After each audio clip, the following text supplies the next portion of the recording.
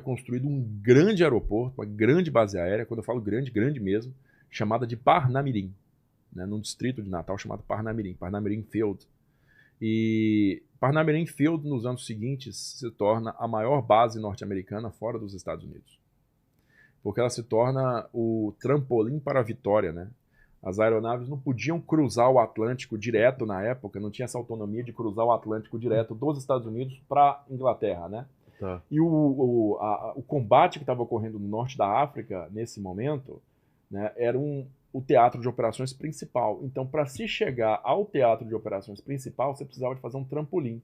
As aeronaves decolavam da Flórida, vinham ali, né, no Caribe, ali tá cheio de base britânica, então vinha fazendo pinga-pinga, até que chegava em Natal. Em Natal, eles cruzavam o Atlântico e chegavam ali no Dakar, né, no Senegal, que já era uma colônia francesa, que estava ocupada pelos britânicos já, controlada pelos britânicos. E de lá eles partiam para reforçar a linha de frente na África, posteriormente na Itália, né? E podiam, inclusive, do Marrocos ali, fazer a volta pelo litoral português e chegar à Inglaterra. Tá. Durante o inverno do hemisfério norte, era a rota preferida para se chegar à Inglaterra, era passando pelo Brasil. E aí, em 42, 43, 44, se tornou uma rota de suprimentos muito grande e uma rota de evacuação de feridos igualmente grande, né?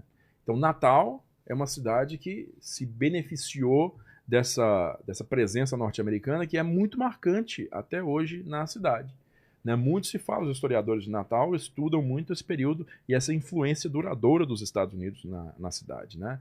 Foi a primeira cidade do Brasil, por exemplo, a criar um hábito de beber Coca-Cola. Ah, é? De mascar chiclete. Foi Natal. Né? Inclusive, isso é disputado, né? Mas a origem do termo forró é disputado. Isso é disputado. Não é fato, for all. Porque, segundo muitos dizem aí, diversos artistas que iriam fazer shows para as tropas no Teatro de Operações Europeu, né, passavam por Natal. E aí tinham um período de transição que eles ficavam em Natal. E aí, num certo dia, num sábado, por exemplo, era feito um show exclusivo para o contingente militar, né? E no domingo era para todos. Entendi. No domingo era o for all. Né? Então, algumas pessoas dizem que a origem do termo é essa. Eu aceito plenamente se não for, né? Porque tem outros que dizem que vem de forró bodó, enfim. Mas eu sei que tem essa conversa. E aí, o Brasil, ele no segundo semestre de 1941, né, o Vargas já sabe que não tem volta. Ele já sabe que não tem volta porque agora essa situação que a gente está vivendo, ela vai evoluir para um envolvimento direto da guerra dos Estados Unidos na guerra, né? E bem possível que a gente vai se envolver mesmo. Então nós temos que abraçar mais do que nunca essa oportunidade de tirar proveito, né, dos Estados Unidos agora.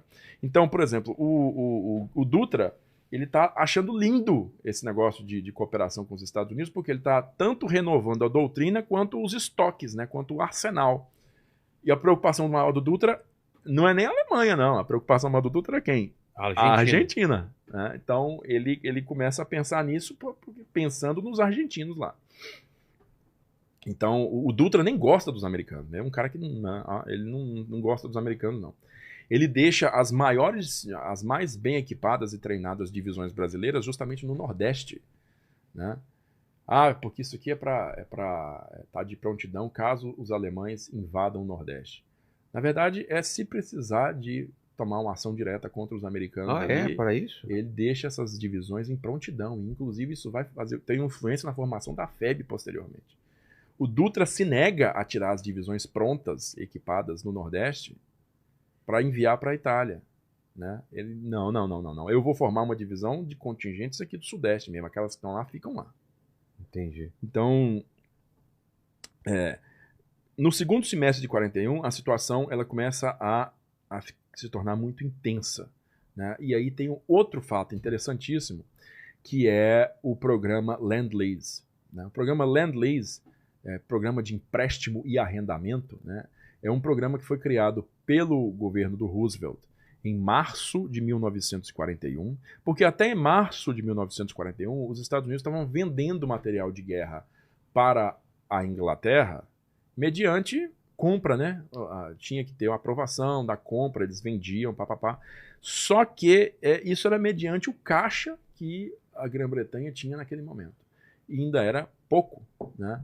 E, assim, isso não deixa de ter implicações inúmeras para os investigadores históricos, né? Porque muito se nota nisso aí uma intenção norte-americana de justamente controlar o fornecimento mundial de armamento e restartar a indústria doméstica depois da Grande Depressão, né? Fazer aquele restart na indústria. Porque se o governo vai jogar bilhões e bilhões de dólares na indústria armamentista, essa indústria armamentista vai contratar milhões de pessoas e vai gerar renda para milhões de pessoas e vai fazer a economia girar. Né? Então eles viram a necessidade do mundo por armas, então faz o seguinte, cara, olha meu território. Quem é que tem condição de nos atacar aqui? Ninguém. Virtualmente, ninguém tem condição de nos atacar aqui. Não vai ter bombardeio alemão nem japonês que possa chegar às nossas indústrias. Então nós somos o único parque industrial do mundo fora do alcance de qualquer um. Então, vamos embora beneficiar disso aí. Aí o Roosevelt cria a lei de empréstimo e arrendamento, o Lend-Lease, em março de 41, e o primeiro beneficiário é o Reino Unido. O primeiro beneficiário é Londres. Eles assinam com o Churchill, né? Eles assinam com o Churchill lá, o Roosevelt e o Churchill assinam uma parceria zona, e aí começa a fluir. Sem parar. Avião, e tanque, e jipe, e fuzil, e o escambau, né? E aí vem junto combustível, comida, roupa, tudo isso. Por que esse programa é interessante? Porque ele previu o seguinte, enquanto durar a guerra, você não precisa me pagar. Você me paga depois. Eu vou você vai assinar isso aqui comigo, eu vou te empanturrar de equipamento militar e depois você me paga. Né? Aí todo mundo, felicidade máxima. Em junho de 1940, 3 meses depois disso aí, os alemães invadem a União Soviética. Quando eles invadem a União Soviética, né, aí os Estados Unidos começam a pensar, meu Deus, e agora o que eu vou fazer a respeito disso? Né? O problema norte-americano era a Alemanha, mas vou ajudar os comunistas, cara? Como é que é isso? Demora para Washington se sintonizar com Moscou, né? As negociações assim, falam, nós estamos todos no mesmo barco. Até essa coisa se acertar, demora. E aí acontece o seguinte, o Lend-Lease ele tinha sido expandido depois do Reino Unido para a França, as forças francesas livres, né, que são aquelas forças francesas coloniais ou que tinham escapado para a Inglaterra, que estavam sob a autoridade do Charles de Gaulle lá na Inglaterra. Né? Então as forças francesas livres foram incluídas no Lend-Lease. A China foi incluída no Lend-Lease porque a China nacionalista estava em guerra contra o Japão já há 4 anos. 3 países, né? Em outubro de 1941, quem foi que entrou para o Lend-Lease? A União Soviética. Molotov foi lá a Washington para assinar o Lend-Lease. Né? E quem mais? O Brasil. Você notou uma diferença dos outros 4 para o Brasil? Os outros 4 estão em guerra. Inglaterra, França, China e União Soviética estão atolados na guerra. O Brasil não. O Brasil não é um país em guerra. Mas o Brasil é o primeiro signatário não beligerante do Lend-Lease. É o primeiro país que embarca no Lend-Lease sem estar em guerra. E aí? É um negócio estranho, né? Porque você vai ceder material de guerra importante para esses outros caras. É muito importante para esses outros caras. Vai ceder para o Brasil? Por que você vai ceder para o Brasil? Porque, naquele momento, o Brasil estava sendo realmente seduzido. Era importante manter o Brasil debaixo da asa dos Estados Unidos. Né? Então, o evento seguinte, né, com essa assinatura do Lend-Lease, que faz o Dutra sorrir de orelha a orelha, né, é o problema da diplomacia. E o problema da diplomacia, ele começa a ganhar contornos dramáticos nesse último trimestre de 41, porque o Oswaldo Aranha, ele vinha promovendo nos encontros interamericanos a ideia de rompimento de relações diplomáticas gerais com o eixo por parte dos países sul-americanos, né? E aí essa relação, essa decisão, ela era sempre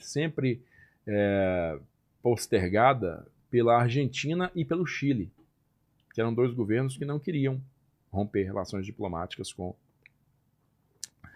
a Alemanha. E era necessária uma unanimidade, né, para se ter aquela declaração do continental, vamos romper com a Alemanha, blá blá blá. Em janeiro de 42, né, sendo que em dezembro de 41 ocorre o ataque a Pearl Harbor, e aí os Estados Unidos entram em guerra para valer, né, contra a Alemanha e Japão e Itália. Parêntese, quem é o cara que primeiro manda uma carta de apoio para o Roosevelt depois do ataque a Pearl Harbor? O Vargas. Se não é a primeira, é uma das primeiras. É o telegrama de apoio, entendeu? De estou com você, tamo junto nessa.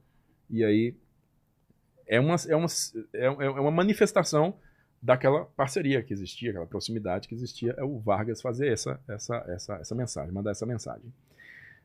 Mês seguinte, né, já com os Estados Unidos em guerra, janeiro de 42, todos os chanceleres americanos se reúnem no Rio de Janeiro, Conferência do Rio de Janeiro, e o Oswaldo Aranha fica a conferência inteira pressionando pela quebra de relações. Nisso, embaixadores alemão e japonês desesperadamente tentando marcar uma reunião com o Aranha e o Vargas, e o Aranha bloqueando acesso ao Vargas, e não se reunindo com os embaixadores, né? O Ishii, que é o embaixador japonês, o Prüfer, embaixador alemão, e tem um embaixador italiano que inclusive ameaça o Brasil. Ele ameaça, ele fala, vocês vão nessa então, vocês vão sofrer, porque você vai ver aí nós o peso da bota. É. Aí o que acontece? Dia 31 de janeiro, se não me engano, a conferência é encerrada sem uma decisão, porque a Argentina põe o pé e fala que não vou romper relação, não.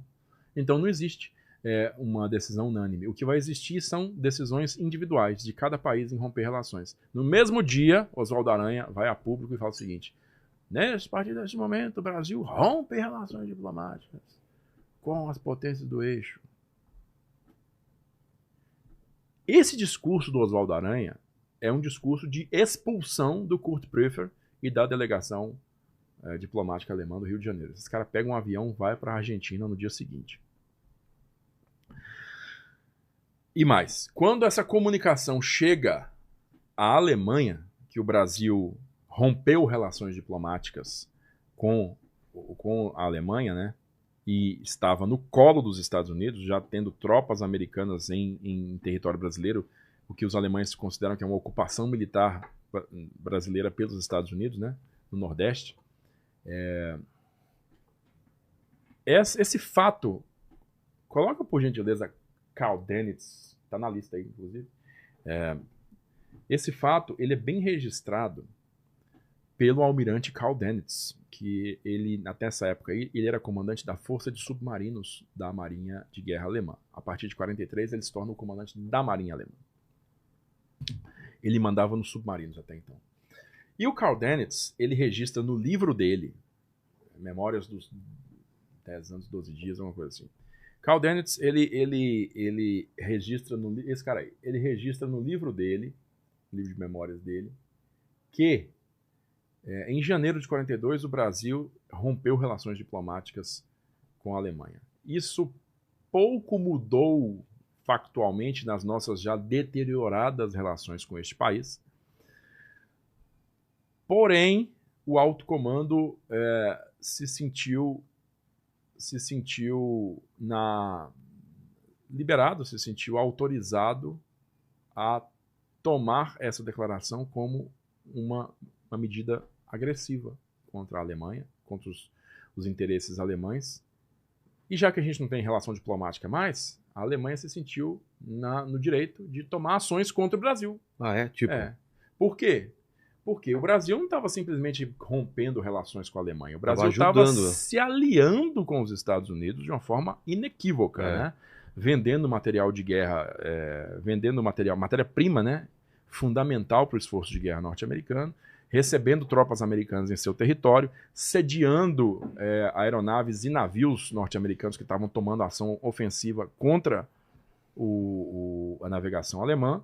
Enfim, é com esse evento que iniciam-se os afundamentos dos navios de guerra, dos navios brasileiros pelos submarinos alemães. Né? Ele recebeu uma orientação do Ministério de Relações Exteriores e ele, como comandante dos submarinos, ele deu ordens aos submarinos para começar a atacar navios de bandeira brasileira. Caramba! Ele, inclusive, disse que os navios brasileiros, nessa época, já estavam todos pintados de cinza, sem insígnias nacionais, a não ser a bandeira, e armados, inclusive ele fala, armados, canhões na proa. Navios comerciais, com canhões na proa.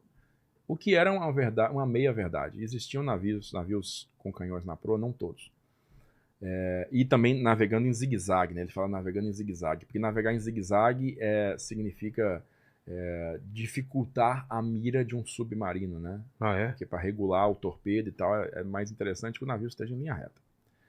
E aí os dois primeiros navios que são afundados, navios brasileiros são afundados no litoral norte-americano, né? Nas últimas fases da chamada Operação Paukenschlag, que traduz por Operação Rufar dos Tambores, né? É quando a Marinha de Guerra alemã ela envia os primeiros submarinos, logo depois da declaração de guerra dos Estados Unidos, ela envia os primeiros submarinos para a costa dos Estados Unidos, para Nova York, né?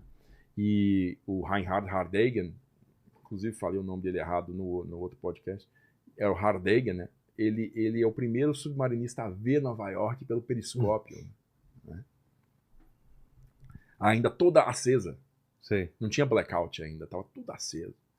Então, eles começam a afundar navios ali, né? Porque a marinha norte-americana está toda desorganizada ainda naqueles primeiros dias, não tem um esquema de proteção, então eles começam a afundar muitos navios, assim, de forma fácil, uma vitória barata, custo baixo, que eles chamam de segunda época feliz, né? Segunda época feliz dos submarinos é justamente o primeiro semestre de 42, declaração de guerra norte-americana, ainda antes da organização do sistema de comboios, que eles afundavam muito navio nessa época. Então, esses navios brasileiros foram afundados como parte da Operação Paukenschlag lá na costa norte-americana. Então, estava longe do Brasil, né? Ou seja, então os navios brasileiros estavam numa zona de guerra. Por isso que eles foram afundados. É assim que a imprensa, que o governo toma essas atitudes, né? Só que aí, um submarino italiano, Regio Sommergibile da Vinci, ele chega perto da costa do nordeste do Brasil, né? E o capitão Gianfranco Gazzana Priarogia, inclusive é posteriormente condecorado com Cruz do Cavaleiro pelos alemães, né? Póstumamente, que ele foi morto em ação, ele afunda o primeiro navio brasileiro em águas brasileiras, né? Próximas da costa brasileira. E esse navio, inclusive, é o primeiro a ter um altíssimo número de baixas, quase a tripulação inteira, se não a tripulação inteira, não estou lembrando. Morre quase todo mundo ou todo mundo. Aí a coisa começa a mudar de figura, porque os caras estão vindo aqui agora. Em maio ocorre um outro evento, que é um evento assim, que muita gente considera característico é como se fosse a sina do brasileiro, né? A sina do Brasil. É o Brasil que está envolvido, então tem que ter coisa desse tipo, né? Em maio, ocorre um evento que é a aproximação de um submarino italiano novamente. Qual que era eu não lembro agora qual que era o submarino italiano, o nome dele. Barbarigo, era Barbarigo. Aí o Barbarigo chega e ele torpedeia um navio brasileiro na costa do Ceará. Esse navio não afunda, Comandante Lira é o navio. Ele não afunda, ele fica lá adernando lá e tal, mas ele não afunda. O Comandante Lira vai lá e manda um telégrafo para a base aérea de Fortaleza e notifica a presença do submarino em tal posição. Decola de Fortaleza um bombardeiro B-25 da FAB, Força Aérea Brasileira, que tinha sido criado em dezembro de 41, tinha 4 meses de existência, não, 6 meses de existência. E, inclusive, comandada por um cara que integrou o esquadrão de caça brasileiro na Itália depois, que era o Oswaldo Pamplona, capitão Oswaldo Pamplona, pilotando esse navio, esse bombardeiro, esse bimotor B-25. O Pamplona, ali na costa do Ceará, ali, ele chega, né, ao Barbárigo, ele avista o Barbárigo, o submarino italiano, à distância, né? E o comandante do submarino italiano avista o B-25 chegando também. E os dois trocam fogo, né? O Pamplona, ele lança as bombas dele, e essas bombas caem ao lado do submarino. E os italianos retornam fogo com o canhão de deck, né? O canhão do convés, e tenta atingir o avião sem sucesso também. O capitão do submarino italiano era o capitão Enzo Grossi. Nascido onde? Onde? Aqui. Ah, é? São Paulo. A primeira ação de guerra brasileira na Segunda Guerra Mundial foi de um brasileiro contra um brasileiro. Porra. É a sina, né? É. As coisas estranhas que acontecem quando o Brasil se envolve nessas coisas aí.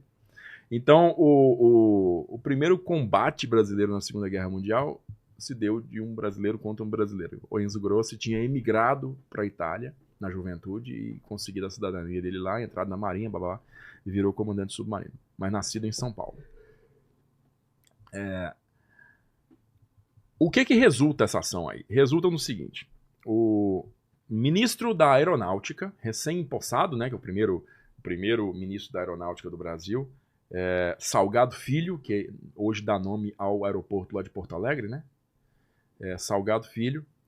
Salgado Filho, achando que ele é o presidente do Brasil, ele chama uma coletiva de imprensa, e ele diz nessas palavras, né?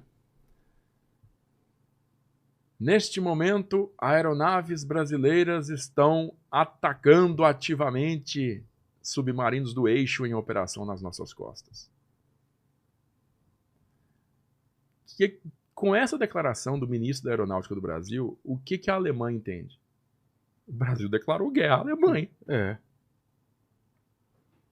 Né? Então a Alemanha entendeu isso lá na Alemanha, né? lá em Berlim. Eles entenderam, porra, quer dizer que então os caras estão em guerra contra nós. E aí os submarinos alemães começam a operar, né, na costa brasileira. E com o início do sistema de comboios lá na costa americana, né, começando a funcionar bem, já estava começando a ficar mais complicado para afundar os navios, né? E, claro, a inteligência alemã no Brasil era extremamente bem informada, né? Espiões alemães no Brasil funcionavam de uma forma estupefata. Assim, até hoje a gente fica impressionado com a importância das informações que realmente eram passadas para Berlim. Era muita coisa. E eles sabiam muito bem qual que era a natureza das exportações brasileiras, muito importantes, as exportações de borracha. E o comando naval alemão decidiu o seguinte: é muito mais fácil eu prejudicar o esforço de guerra norte-americano atacando os navios na costa brasileira, porque lá não tem sistema de comboio ainda formado, e esses navios trafegam solitariamente, né?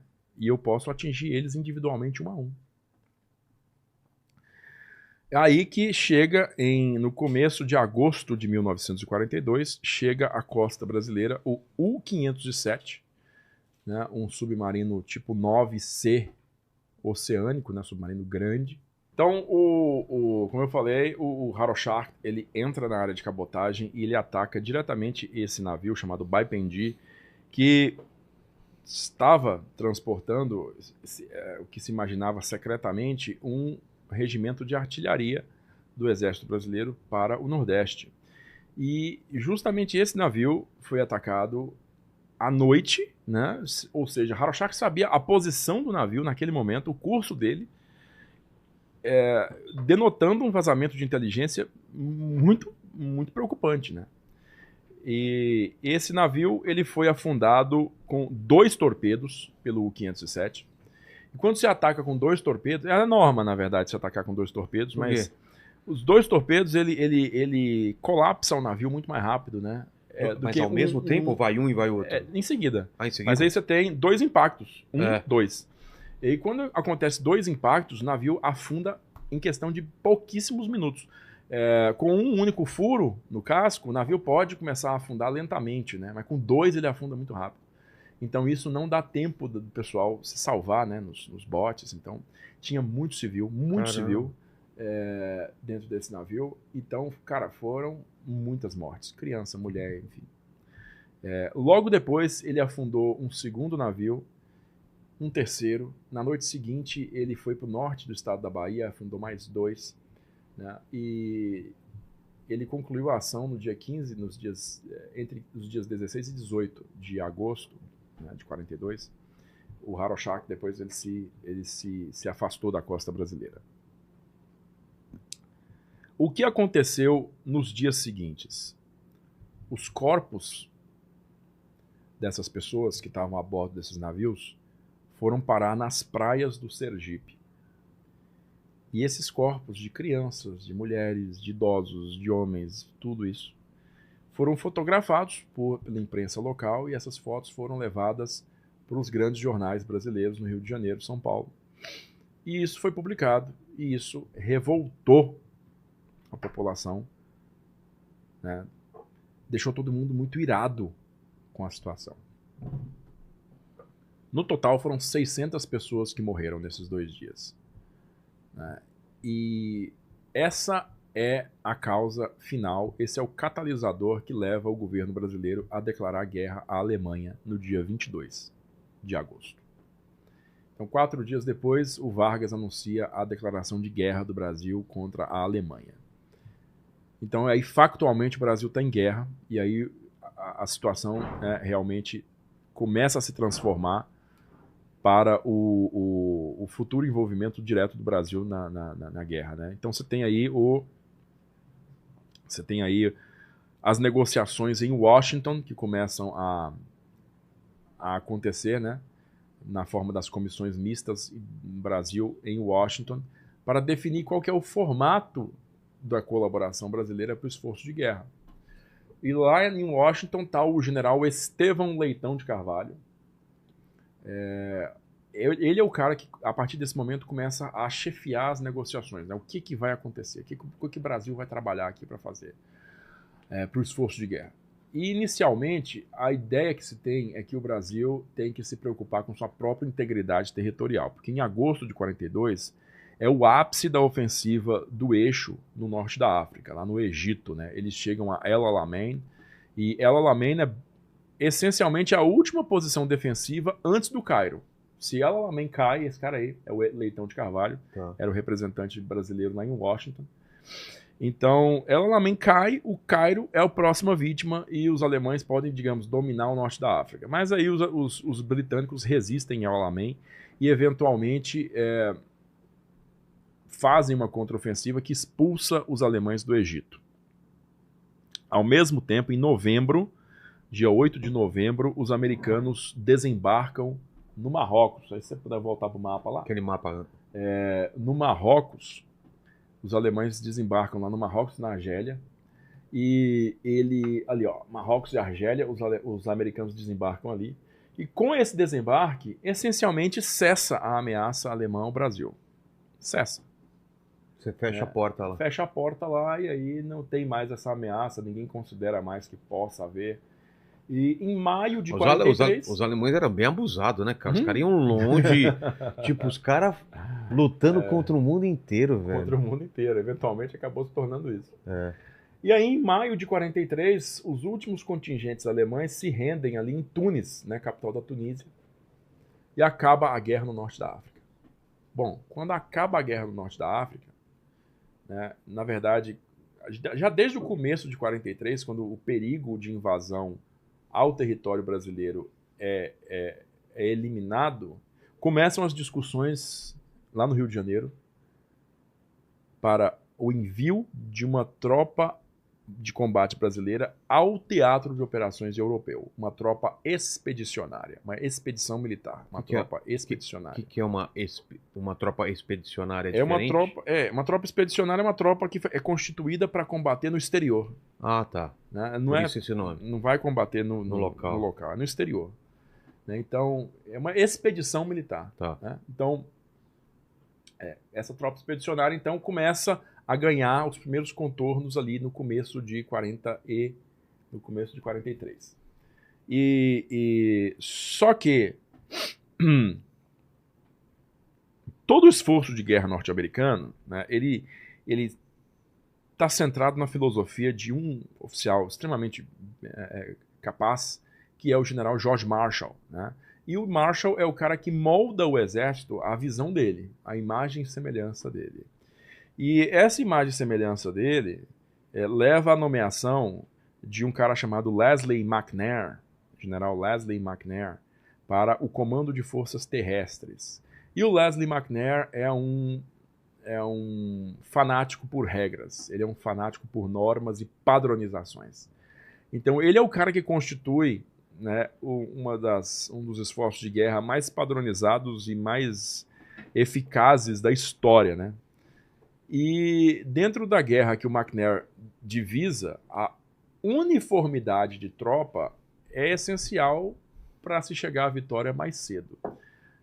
Traduzindo para o português, de novo, significa que os Estados Unidos não estão muito afim de receber uma tropa estrangeira, que eles não têm controle, que eles não treinaram, que eles não sabem a capacidade. Atrapalhar, atrasar, para quê? Pô, só me dá o que eu quero. E aí existe um ânimo bastante frio assim com a possibilidade de emprego de tropa brasileira, né? E aí o Dutra, inclusive, ele sugere a criação de um corpo de exército brasileiro, expedicionário brasileiro. Corpo de exército expedicionário brasileiro. Corpo de exército são 3 divisões de infantaria. Né? A divisão é o nível mais baixo da chamada grande unidade independente, né? Que ela pode se autorregular, se manter sozinha, né? No teatro de operações, é a divisão. Então, a divisão é cerca de 15 mil soldados, na época, padrão norte-americano, 15 mil soldados. Então, o Dutra diz o seguinte: eu quero um corpo de exército expedicionário brasileiro. E o Dutra ainda fala, dessas 3 divisões, uma delas eu quero que seja blindada.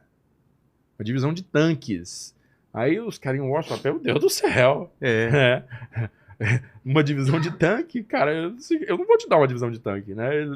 Os caras achavam que era um grande desperdício, né? Esse material todo, uma tropa que nunca tinha sido provada em combate, que nunca tinha sido treinada dentro do modelo norte-americano, enfim. E aí essas coisas não conseguem ser aprovadas até que rola um golpe militar, parece que na Bolívia. E esse golpe militar na Bolívia derruba o governo, e eu sei que o pessoal que derrubou o governo tinha muita influência dos alemães, né? Sei. Aí os Estados Unidos de novo, até agora tá dando trabalho lá na América do Sul. E por conta dessa janela aí, o Dutra vai lá nos Estados Unidos em agosto de 43, exato 1 ano depois da declaração de guerra. E a presença do Dutra lá, na reunião com a comissão norte-americana lá, não sei o quê, a comissão finalmente aprova o envio de uma tropa expedicionária brasileira para o teatro de operações na Europa, né? Com a presença do Dutra. E aí é inicialmente aprovada a ideia do Dutra do corpo de exército expedicionário de 3 divisões de infantaria. A ideia da divisão blindada não foi efetivada, muito embora os americanos mandaram 50 tanques para cá no comecinho de 44, como um presente, né? Um afago pro Dutra, né? 50 tanques Sherman. Que transforma o Brasil na potência blindada da América do Sul, né? Ninguém tem nada, a gente tem 50. Nada, nós temos esses 50 aí dos tanques médios, né? Que eram considerados os tanques pesados da época, e uns 400 tanques leves que o Brasil já tinha fornecido pelos Estados Unidos. Então, realmente era a maior força blindada do continente, era essa. Aí, Em setembro, o Dutra volta para cá e assina a lei que cria a Força Expedicionária Brasileira. No dia 9 de setembro de 43, ele cria a Força Expedicionária Brasileira. E aí ele acha no comandante da 2ª Região Militar, aqui em São Paulo, o cara que vai comandar essa primeira divisão de infantaria expedicionária, a primeira das 3. Né? Ele nomeia o general João Batista Mascarenhas de Moraes, tá? Que era, na época, comandante militar de São Paulo, aqui da região militar de São Paulo. Então, o general Mascarenhas de Moraes, ele recebe essa incumbência de criar, como eu falei lá no começo, o Dutra não pegou uma divisão pronta que estava lá no Nordeste, ele decidiu criar uma divisão com contingentes do Sudeste. Né? Então, uma divisão de infantaria no padrão norte-americano, ela tem 3 regimentos de infantaria, que são, digamos, esses 15 mil homens, seriam 5 mil homens, uma conta de padaria, 5 mil homens para cada regimento. E aí, esses 3, esse cara aí, esse é o comandante da divisão brasileira, o general Mascarenhas de Moraes. Tinha um pouco mais do que 1,5 metro de altura. Bem pequenininho, e já tinha mais de 60 anos também de idade. Ele era o segundo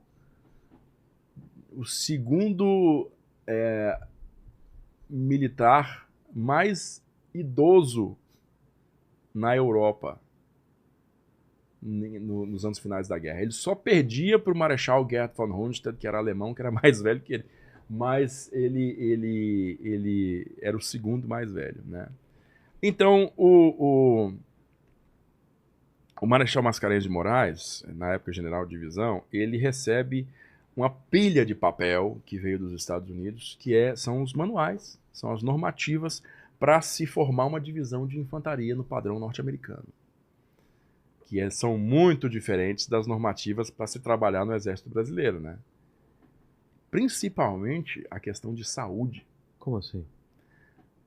O padrão de saúde exigido pelas bancas médicas norte-americanas era extremamente mais exigente do que o das bancas médicas brasileiras. O Exército Brasileiro, na época, tinha cara sem dente, pé chato, né? Eu tenho pé chato. Pé chato. Por isso que não me deixaram entrar na graças a Deus. Você olha as fotos dos caras, os caras sem dente mesmo, assim. Um dente. Enfim, normas, por exemplo, físicas, por exemplo. Problemas físicos não eram um impedimento. Sabe um cara extremamente grande que entrou para as Forças Armadas quando uma inspeção médica hoje nem de longe deixaria ele entrar? Castelo Branco. Humberto de Alencar Castelo Branco. E Castelo Branco não tinha pescoço. Como assim não tinha pescoço? Olha aí. Vê se acha a foto do Castelo. Tipo o Gru. Sei. Do malvado favorito. O Castelo Branco era o Gru. O ombro colado na cabeça. Ele não ele entraria. Tem um problema de formação de coluna. Nossa. Entendeu? Então, o Castelo Branco era tenente-coronel na época. Oficial brilhante, diga-se de passagem, muito inteligente. Aí, o Castelo não tinha pescoço. Então, isso aí na época que ele foi presidente. O pessoal zoa que eu não tenho pescoço, olha isso daí então. Então, o Castelo era oficial do Exército, né? Então, inclusive, a formação da FEB, né? Ela se dá de uma forma muito acelerada, porque o Mascarenhas tem que traduzir aqueles manuais todos. E aí ele percebe que os 3 regimentos que foram escolhidos pelo Dutra não são nem de longe adequados ao que os norte-americanos estão esperando. Ah, é? Nem de longe. Assim, era uma tropa que ele... Principalmente o de Minas Gerais, cara. Porque o de São João del Rei, porque o Dutra escolheu o de São João del Rei. Os caras com pão de queijo, onde a gente vai lutar aí? Qual que é o inimigo? É o doce de leite. Tem que matar, não. Matar não. Não pra onde? Não preguiça. Mas aí o coronel Delmiro de Andrade, que era o comandante do 11 lá em São João del Rei, ele inclusive olhou aquela ordem de mobilização e falou: por que eu? Eu tenho uma das piores. Aí, Cara, isso vem de uma preferência pessoal do Dutra, porque ele tinha comandado o 11 Regimento de Infantaria de São João del Rei durante a Revolução Constitucionalista de 32, ele tinha comandado. Aí ele, vou botar essa aqui. De São Paulo, ele escolheu o Regimento de Caçapava, o 6º Regimento de Infantaria, e lá do Rio de Janeiro, o 1º Regimento de Infantaria da Vila Militar, né, que, porra, é uma escolha óbvia. Aí, o Mascarenhas viu, assim, ficou bobo com o baixo padrão do 11 lá em São João del Rei, né? E aí o seguinte, ele começou a mobilizar o Brasil inteiro, o Sudeste primeiro, o Sudeste inteiro, para conseguir esses soldados com essa ficha de saúde que se enquadrasse nos padrões, né? Por isso que o Regimento Paulista ele é composto de soldados do estado de São Paulo inteiro, porque você puxa gente do estado de São Paulo inteiro para poder compor os quadros do 6º Regimento de Caçapava. A mesma coisa em Minas Gerais. Tem gente do estado de Minas Gerais inteiro, inclusive lá do norte do estado, em Januária, que não tinha nem acesso por estrada ainda, era acesso pelo Rio São Francisco. Um soldado que eu conheci, o cara passou, 19 dias para chegar no Rio de Janeiro, depois que ele recebeu a comunicação, porque ele era de Januária, tinha que pegar o barco pelo São Francisco, descer até tal ponto, depois pegar uma ferrovia e baldear 19 dias para se apresentar. Por quê? Porque a ficha de saúde do cara era boa. Entende? Então, é um outro contraponto a uma história, né, bastante popular da FEB aí, que diz que os brasileiros mandados para a Europa eram todos mortos de fome, pobres, diabos, coitados, magrelo. Não, era fisicamente o que tinha de melhor. Nossa, cara. Era fisicamente o que tinha de melhor no Brasil. Era esse pessoal que foi para a FEB, né, que integrou. E você percebe que, assim, muitas coisas ainda passaram batido. Aquela foto famosa da cobra tá fumando. Olha os dentes lá do Francisco de Paula lá. Pois acha essa foto, por favor. Os dentes, né? Ou seja, aquele cara não devia estar ali. Né? Mas você vê pelo porte físico dele que ele é fortão, ele é musculoso, é um cara atlético e tal. E essas coisas acabam para o médico, tá bom, vai. Então, passa. Aí essas coisas aconteceram para formar a divisão. E a divisão ela foi transportada para o Rio de Janeiro no começo de 44, para a Vila Militar, né? E lá ela começou a treinar junta. Os americanos prometeram material de guerra para treinar, material de guerra atualizado, porque muito do armamento brasileiro era armamento alemão, particularmente o fuzil, né? O fuzil Mauser era um fuzil alemão. E lá na Itália, claro que eles não iam usar fuzil alemão, pô. Vai usar um fuzil norte-americano. Olha lá, o sorrisão dele aí. Você vê que é um cara que tá fitness, né? Mas o sorriso dele é aquele sorriso. E a cobra tá fumando? A cobra está fumando, né? Qual que é o lance? Aí. É porque é o seguinte, quando o Brasil disse, né, o governo publicou no jornal, o Brasil enviará tropa para combate na Itália. Aí o pessoal recebeu a notícia assim, que porra nenhuma. Aí começaram a falar, é um ditado, né? Nem que a vaca tussa. É mesmo? Só se a cobra fumar. Só se a cobra fumar. É mais fácil a cobra fumar do que o Brasil. Entra na guerra. Aí a cobra tá fumando, meu irmão. Justamente. Aí os caras que estavam lá na Itália entraram em combate. Isso aí foi tirado na primeira semana de combate da FEB, né? Alguns dias depois do primeiro tiro da artilharia. Aí então chegou a imprensa lá, o cara falou, quer saber? A cobra tá fumando.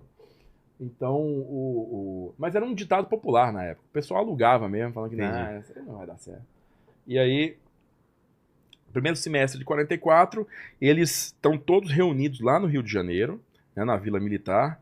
O treinamento deles lá é basicamente físico, porque nenhuma das promessas norte-americanas de envio de material de guerra foi cumprida, né? Existia, assim, demonstração. Chegou uma caixa de fuzil, chegou uma caixa disso, que vocês podem olhar, assim, um de cada vez.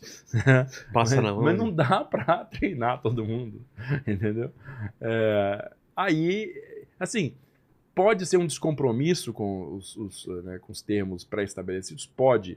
Mas, por outro lado, o primeiro semestre de 44, ele provavelmente atingiu o ápice da demanda de material de guerra para os Estados Unidos. Tanto que o exército norte-americano ele culmina em 44, não em 45. Culmina no número de pessoas em 44. Por quê? Ninguém estava sabendo, né? Ninguém estava sabendo de nada, mas estava sendo planejada a invasão da Normandia na Europa. Concomitantemente, estava sendo planejada a invasão das Marianas lá no Pacífico. As duas invasões mais importantes do ano de 1944 iriam ocorrer no mesmo mês de junho de 44. A invasão da Normandia, obviamente, ia levar os aliados de volta ao solo europeu e iniciar a ofensiva final contra a Alemanha. A invasão das Marianas, lá no Pacífico, ia propiciar a abertura da base para os bombardeiros estratégicos norte-americanos atacarem o Japão, que não tinha recebido bomba nenhuma desde o começo da guerra. Entendeu? Então é um negócio assim, extremamente importante, em duas metades opostas do mundo. Duas frentes. Um esforço logístico nunca tinha sido feito nessa amplitude antes, nesse tamanho. E aí as coisas não estavam assim fáceis, vamos dizer assim, sobrando para se mandar equipamento pro Brasil lá. Enfim, nem transporte tinha, nem navio de transporte tinha, pra você ter ideia, né? A divisão foi declarada operacional em abril, fez um desfile no Rio de Janeiro e foi declarada operacional pronta para embarque em abril, se não me engano, dia 20 e poucos de abril. E aí, a partir dessa data, os caras estavam esperando o envio do navio de transporte, né? Essencialmente isso, ficavam lá esperando ordens. Como a invasão da Normandia ocorreu no dia 6 de junho, né? E a invasão das Marianas lá no Pacífico ocorreu no dia 22, depois do calor, assim, da preocupação toda com a invasão da Normandia no começo do mês de junho, e eles perceberam que eles tinham se estabelecido lá, aí, alguns dias depois da invasão da Normandia, foi recebida a notificação de que um navio de guerra, um navio de transporte, estava sendo enviado para o Rio de Janeiro. Um navio de transporte, o SS General Mann, foi enviado para o Rio de Janeiro, que tinha uma capacidade média aí de 5.000 homens. Ou seja, não é o suficiente para transportar a divisão, é o suficiente para transportar um regimento. E aí o Mascarenhas de Moraes tem que fazer a escolha de um dos 3 regimentos, o Carioca, o Paulista ou o Mineiro, para poder mandar. Ele descartou o Mineiro inicialmente porque o comandante do regimento Mineiro não tinha estágio nos Estados Unidos, né? Não falava inglês de forma alguma, então mandar esse cara de primeiro não seria interessante. Ficou entre o regimento Paulista e o Carioca. O comandante do regimento Carioca, entenda como quiser, foi considerado falador, né, demais, conversador, e era não vou falar o nome do cara agora porque eu não estou lembrado assim certinho, mas a personalidade do comandante, o coronel Segadas Viana, né, que era o comandante do regimento de Caçapava, era tido como mais contida, um cara que conversa menos do que o Carioca lá. E aí, por conta disso, ele foi escolhido para ser o primeiro a embarcar para a Europa. E literalmente, na escura, né? Porque eles fizeram um treinamento, como eles sempre faziam um treinamento de embarque, né, nas composições ferroviárias, era sempre feito assim, o regimento inteiro vai embarcar num trem, vai fazer um percurso e vai voltar para a Vila Militar e desembarcar. Todo mundo pronto, com o material todo. Sim. Entra para treinar o movimento todo. Nesse dia, as 3 composições chegaram na Vila Militar, o 6º regimento entrou em uma das composições, né? As outras 2 também. Todas as janelas do trem pregadas com tábua, né? Porque os caras não podiam ver para onde estavam indo. E ninguém devia ver que eles também eram um trem carregado de soldado, ninguém devia ver, porque existia uma preocupação muito grande com o espião alemão aqui. E justificada. Então, esse trem do 6º regimento foi desviado para o porto do Rio de Janeiro, enquanto os outros 2 voltaram para a Vila Militar. E aí esse trem, né, parou ali no porto do Rio de Janeiro na noite do dia 31 de junho, 30 de junho, tem 31 de junho, 30 de junho, e os caras souberam que iam para a Europa na hora que pisaram fora do trem. Caramba, já sobe aí. Sobe aí que nós estamos partindo. Tempo para escrever carta para a família? 0. Para despedir? Não, 0. Mandar WhatsApp não deu. Mandar WhatsApp, nada, né? Nem o sinal de fumaça e o pombo correio também não podia. Então, os caras saíram do trem e embarcaram no navio. Nossa. Aí tem as fotos deles à noite, né? Eles estavam assim, com o uniforme e os pertences pessoais. Não tinha arma, não tinha nada. Porque eles iam receber tudo isso lá, né? E aí eles embarcaram no navio, né? À noite, começou o embarque no navio à noite, né? E aí tudo cercado, o porto inteirinho foi cercado pelo exército, ninguém podia chegar perto do porto. E aí o Vargas foi lá, e o Vargas fez um discurso pelo sistema de som do navio, né? Falando para os caras a importância do que eles estavam fazendo, boa sorte para vocês aí, tamo junto. E aí o navio partiu no dia 2 de julho para a Itália. Esse navio partiu com o maior segredo possível, mas mesmo assim o navio foi reportado para a inteligência alemã, né? Porque ele chegou ao Estreito de Gibraltar e entrou no Mediterrâneo, e no meio desse trânsito do Mediterrâneo até Nápoles, mais ou menos na metade do caminho mesmo, o navio recebeu um alerta de bombardeio, porque bombardeiros alemães que estavam no norte da Itália haviam decolado para atacar o navio de tropa brasileiro, para, digamos assim, acabar com o moral do Brasil logo de cara, no primeiro navio de transporte de tropa deles, para não ocorrer mais transporte. Entendi. Vamos afundar o primeiro navio, que aí eles não mandam mais nada. Só que aí, quando esses aviões foram detectados, né, todos os meios de caça, isso aí é relatado no livro do Lima Bryner, o chefe de Estado-Maior da FEB, todos os meios de caça, todos os aviões interceptadores que estavam naquele momento baseados na Itália, na Sardenha e na Sicília, decolaram para interceptar essa formação alemã.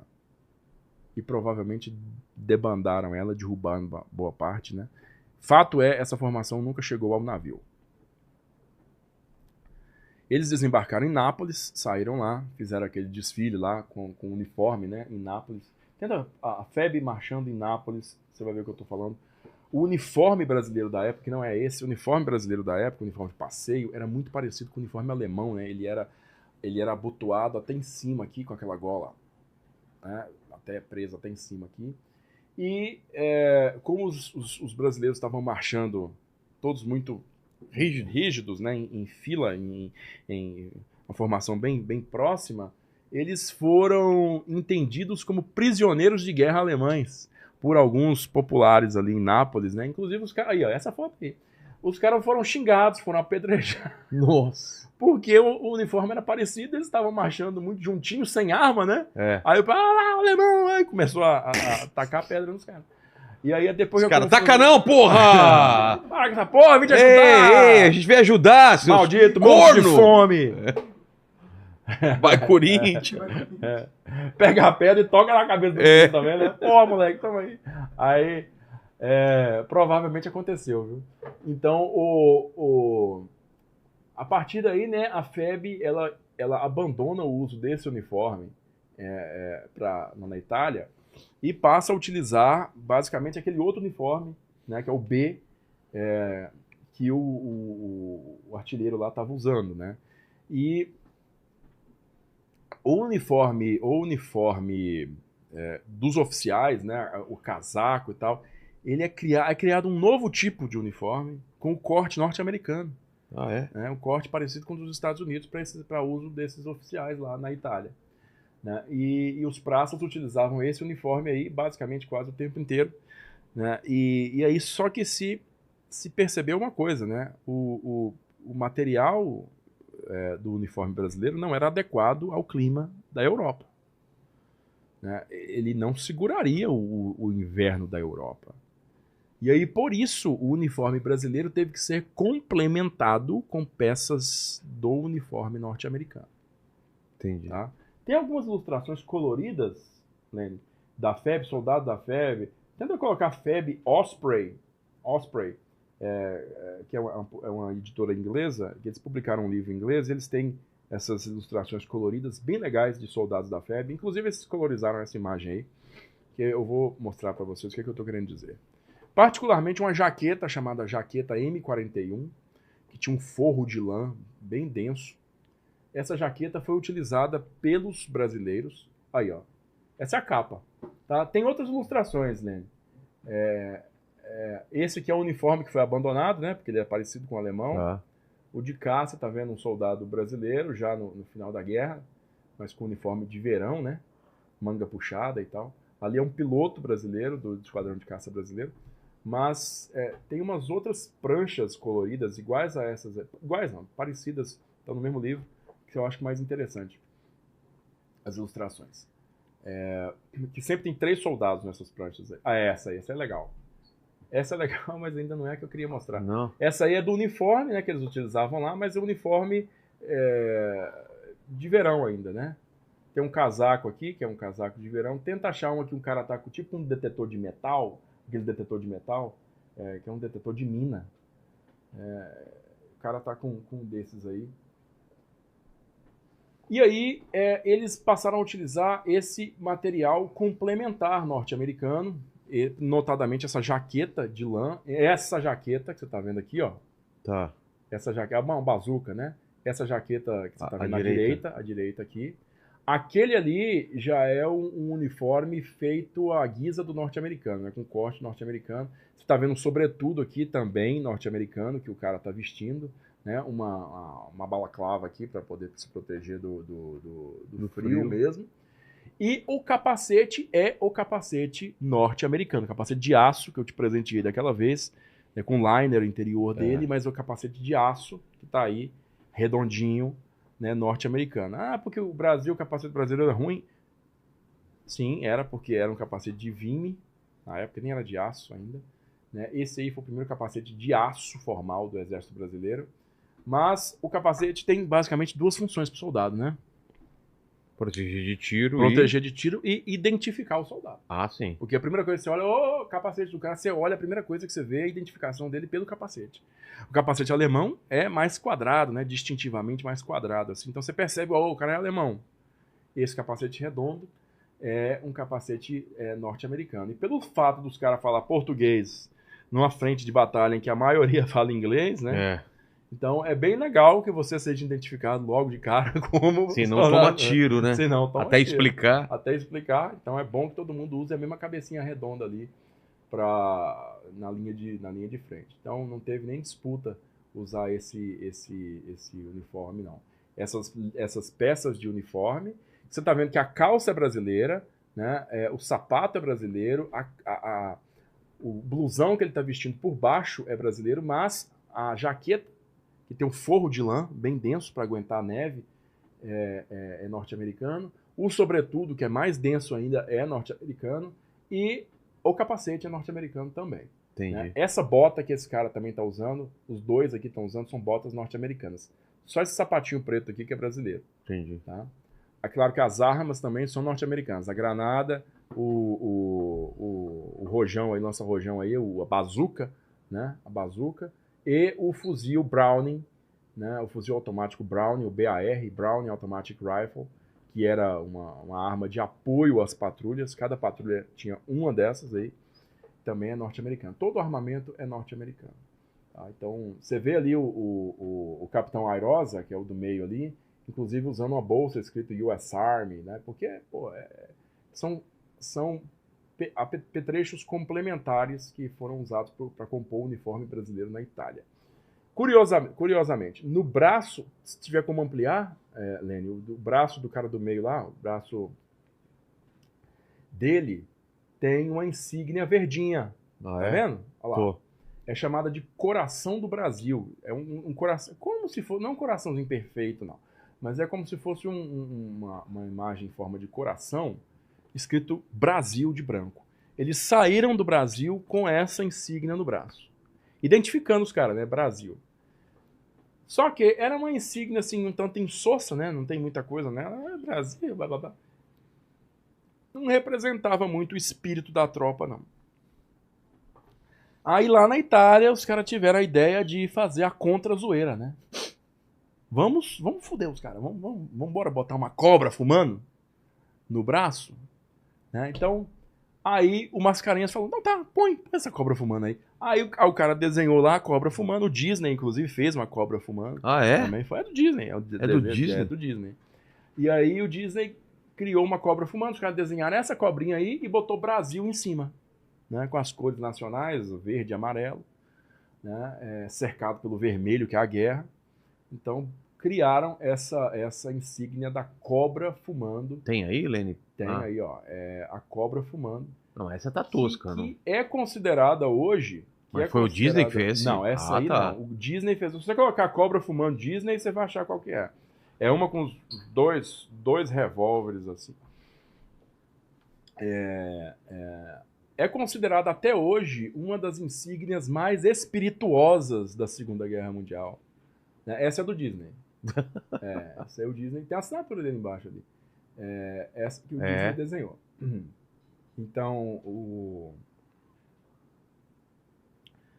na época, né, essa insígnia aí, ela foi, como eles estavam em batalha já, ela foi aprovada pelo comando da FEB, e aí os caras imprimiram ali umas referências, né, uns papelzinhos de referência, para os soldados saberem qual que era a nova insígnia. E os soldados pegavam esse papelzinho e levavam no vilarejo onde eles estavam, sempre movia para frente, né? Sempre tinha uma pessoa, uma mulher, uma costureira, que estava morta de fome, querendo fazer alguma coisa para ganhar alguma comida, né? E a mulher costurava ali, manualmente mesmo, Sei. as insígnias. Você consegue achar foto disso. As insígnias da cobra fumando, insígnia da cobra, artesanais, alguma coisa assim. Você vai achar, você vai ver que é feito artesanalmente, que as insígnias que foram utilizadas durante a guerra não eram padronizadas. Entendi, cada um tinha uma. Cada um tinha uma, porque era uma costureira que fazia, outra costureira que fazia. Então elas não ficavam uniformizadas. E elas têm um valor muito alto hoje como item de colecionador fora do Brasil. Entendi. Porque elas são únicas, né? Então a tropa passou a ser identificada mesmo com a cobra a partir de janeiro de 45. Né? E aí, cara, eles entram em combate. Não, essa aí é moderna, essa aí é feito na máquina. Você vai achar nesse formato mesmo aí, Lene. Você vai achar nesse formato da insígnia anterior que a gente tinha mostrado, mas feito de linha mesmo, feito bem tosquinho. Bem tosquinho. Aí, não, essa ainda é na máquina. Essa é na máquina. Tá bonitona, né? Descolorado e tal. Se não achar, não tem problema, depois a gente insere. Tá. Mas a tropa brasileira entrou em combate em setembro de 45, né? Numa área que foi, eu acho que essa aí pode ser, tá? Essa aí pode ser uma delas. Tá meio tortinho ali. Tá com cara de ser. Tá com cara de ser. Então, pode ser uma delas aí. Aí, eles entraram em combate em setembro de 45, lá no norte da Itália, na chamada linha gótica, né? Que corta a Itália, os montes Apeninos cortam a Itália de noroeste a sudeste, né? Os montes Apeninos. Se você puder também colocar uma foto dos montes Apeninos, ou um mapa de relevo da Itália também vai ser muito útil. Então, nessa posição, cara, é uma posição de montanha. E aí a gente tem que esclarecer muito bem isso aí. Porque fica muito pouco claro, né, pro brasileiro ele entender errado como que o esforço de guerra se deu. Monte Castelo, o que é Monte Castelo? É uma montanhazinha, não sei o quê. O Brasil fez alguma coisa de importância? Fez. E, na verdade, fez coisas de muita importância pro teatro de operações onde estava inserido. As críticas das pessoas geralmente se pautam assim. Por que o Brasil não conquistou Berlim, então? Né? Porque deveria ter conquistado Berlim. A FEB deveria ter conquistado Berlim. Um mapa ao invés disso aí. Esses são os Apeninos, mas um mapa. A FEB deveria ter conquistado Berlim, né? Na cabeça dos caras. Agora, você sabe o tamanho do contingente soviético que conquistou Berlim, cara? Era coisa de 4 exércitos. Nós estamos falando de uma divisão, 3 divisões são um corpo de exército, 2 ou 3 corpos de exército são um exército, e aí você tem grupos de exército. São 3 grupos de exército russos que conquistaram Berlim. Entendeu? As baixas soviéticas para conquistar Berlim foram de 100 mil caras. 100 mil. Nossa. 100 mil caras que morreram para conquistar Berlim. Entendeu? Então, é um esforço completamente dispar do tamanho do esforço que o Brasil fez, né, para colocar essa divisão lá na Itália. E uma divisão de infantaria não toma uma cidade. Uma divisão de infantaria, ela tem um objetivo muito mais reduzido em campo, porque ela não trabalha sozinha, ela trabalha num nível maior de corpo, de exército e por aí vai. Então, o Brasil colaborou, e eu não estou exagerando, colaborou de maneira muito adequada ao que se esperava do escopo de uma divisão de infantaria. Não foi uma divisão ruim, muito pelo contrário. Ela tem um histórico muito parecido com aquela jornada do herói, né? Porque eles começam totalmente desacreditados, ninguém punha fé, né, no soldado brasileiro, e realmente os caras chegam lá verde, igual uma goiaba no pé, sem saber nada, mas depois dessa adequação, do primeiro período de adequação, eles realmente se tornam especialistas naquilo, eles se tornam afeitos ao ambiente de guerra, naquele inverno de 44 para 45, e eles chegam a 1945 como outra força. Né? Existe essa divisão entre o uso das insígnias, né? A insígnia do coração do Brasil em 44 e da cobra em 45, e é meio como se fosse duas FEBs mesmo, são duas FEBs. Existe uma FEB que entra em combate em setembro de 44, ainda inexperiente, tateando, cometendo erros óbvios, né? Mas conseguindo também vitórias importantes. E no inverno, no qual o fronte se paralisa, não tem operação ofensiva no inverno, né? Porque, enfim, a aviação não pode dar apoio, os alemães estão muito bem posicionados em cima das montanhas ali, nos Apeninos setentrionais, né? Então, nesse momento, as únicas ações militares que ocorrem são as patrulhas. Patrulha é quando você manda um contingente ali de uns 20 soldados fazer uma incursão na linha de frente, na terra de ninguém, até atingir a linha alemã, a retaguarda alemã e fazer um reconhecimento. Ou entrar em combate direto com a linha alemã para saber onde a linha alemã está e qual que é a força dela. É nessa fase de patrulha que a FEB se torna uma força profissional em combate.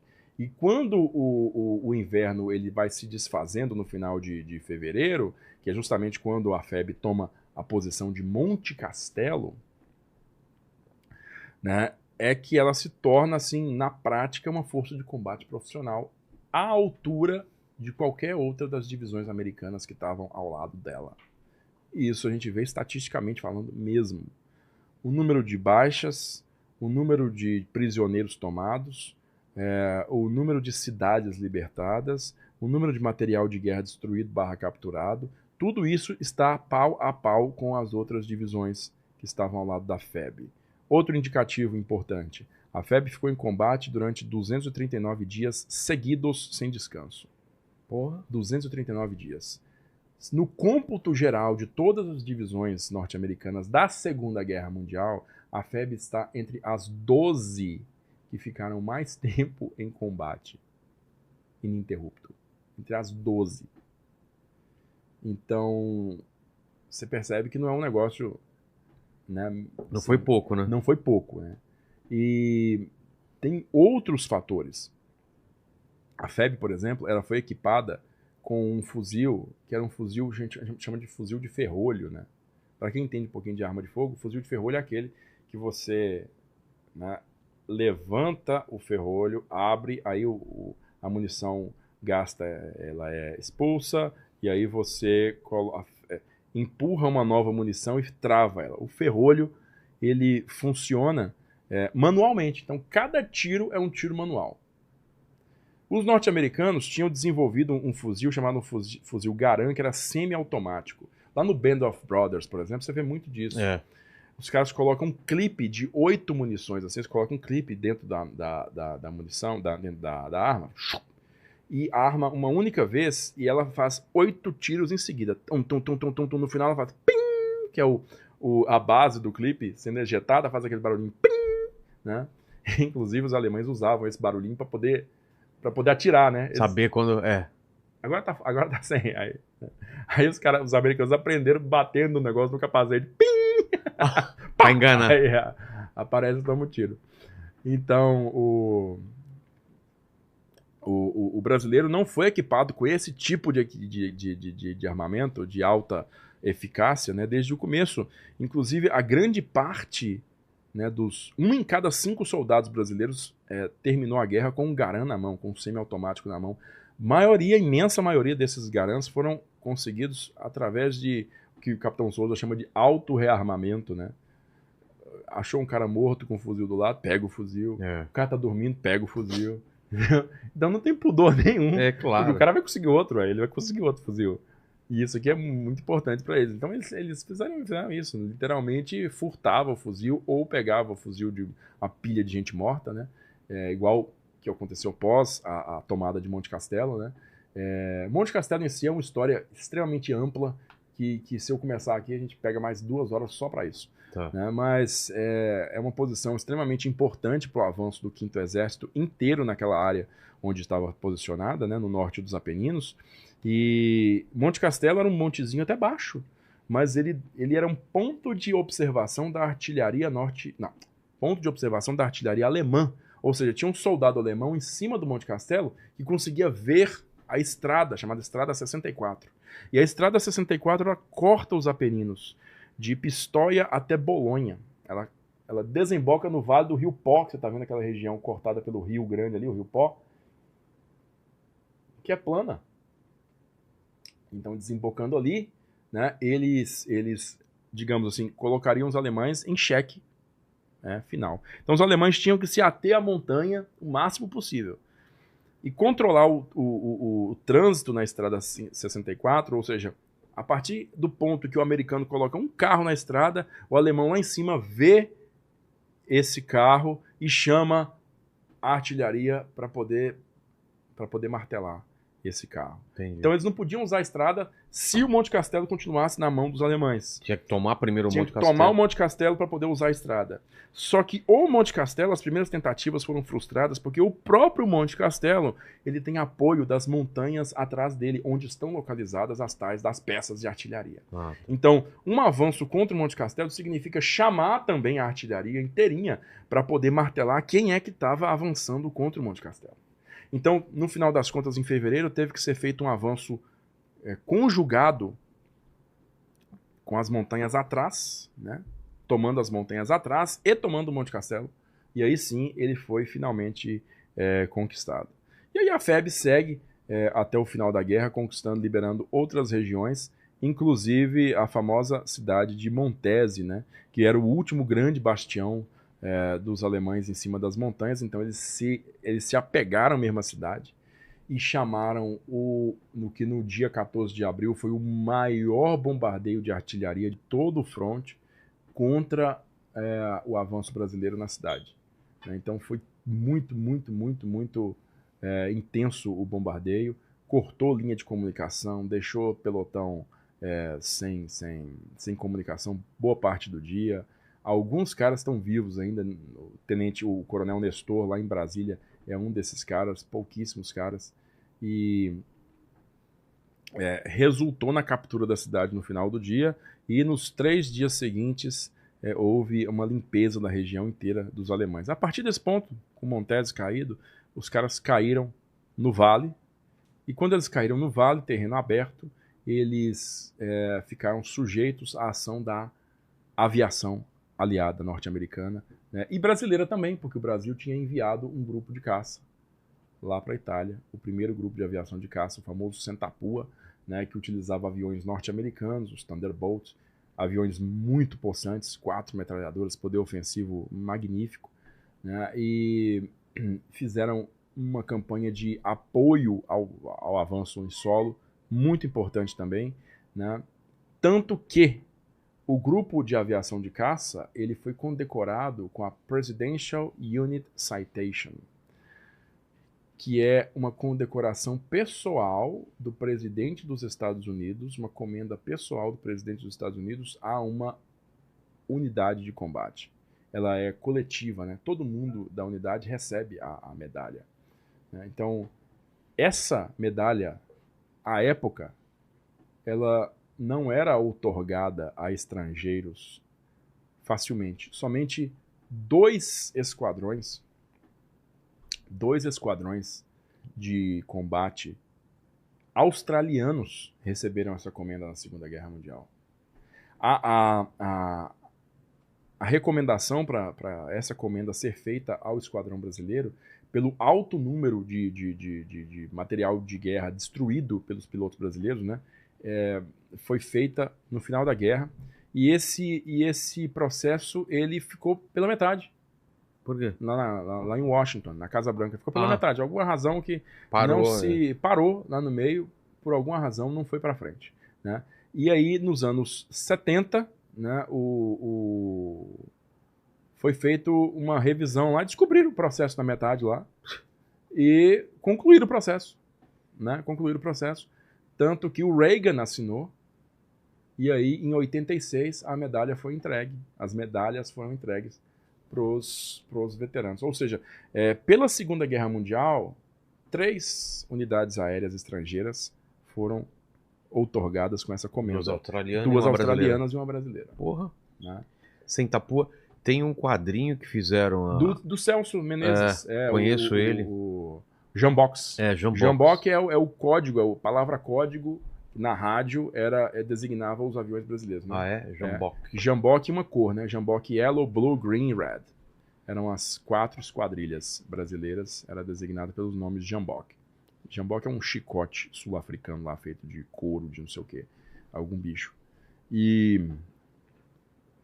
aí, no finalzinho da guerra, nos últimos dias da guerra, com a chegada, né, dos aliados lá ao Vale do Pó, né, aquela área plana ali, inicia-se uma fase de perseguição aos alemães, para impedir que os alemães cruzem os Alpes, que estão ali em cima também, ó, cruzem os Alpes e fujam para a Áustria, que era a Alemanha na época, né?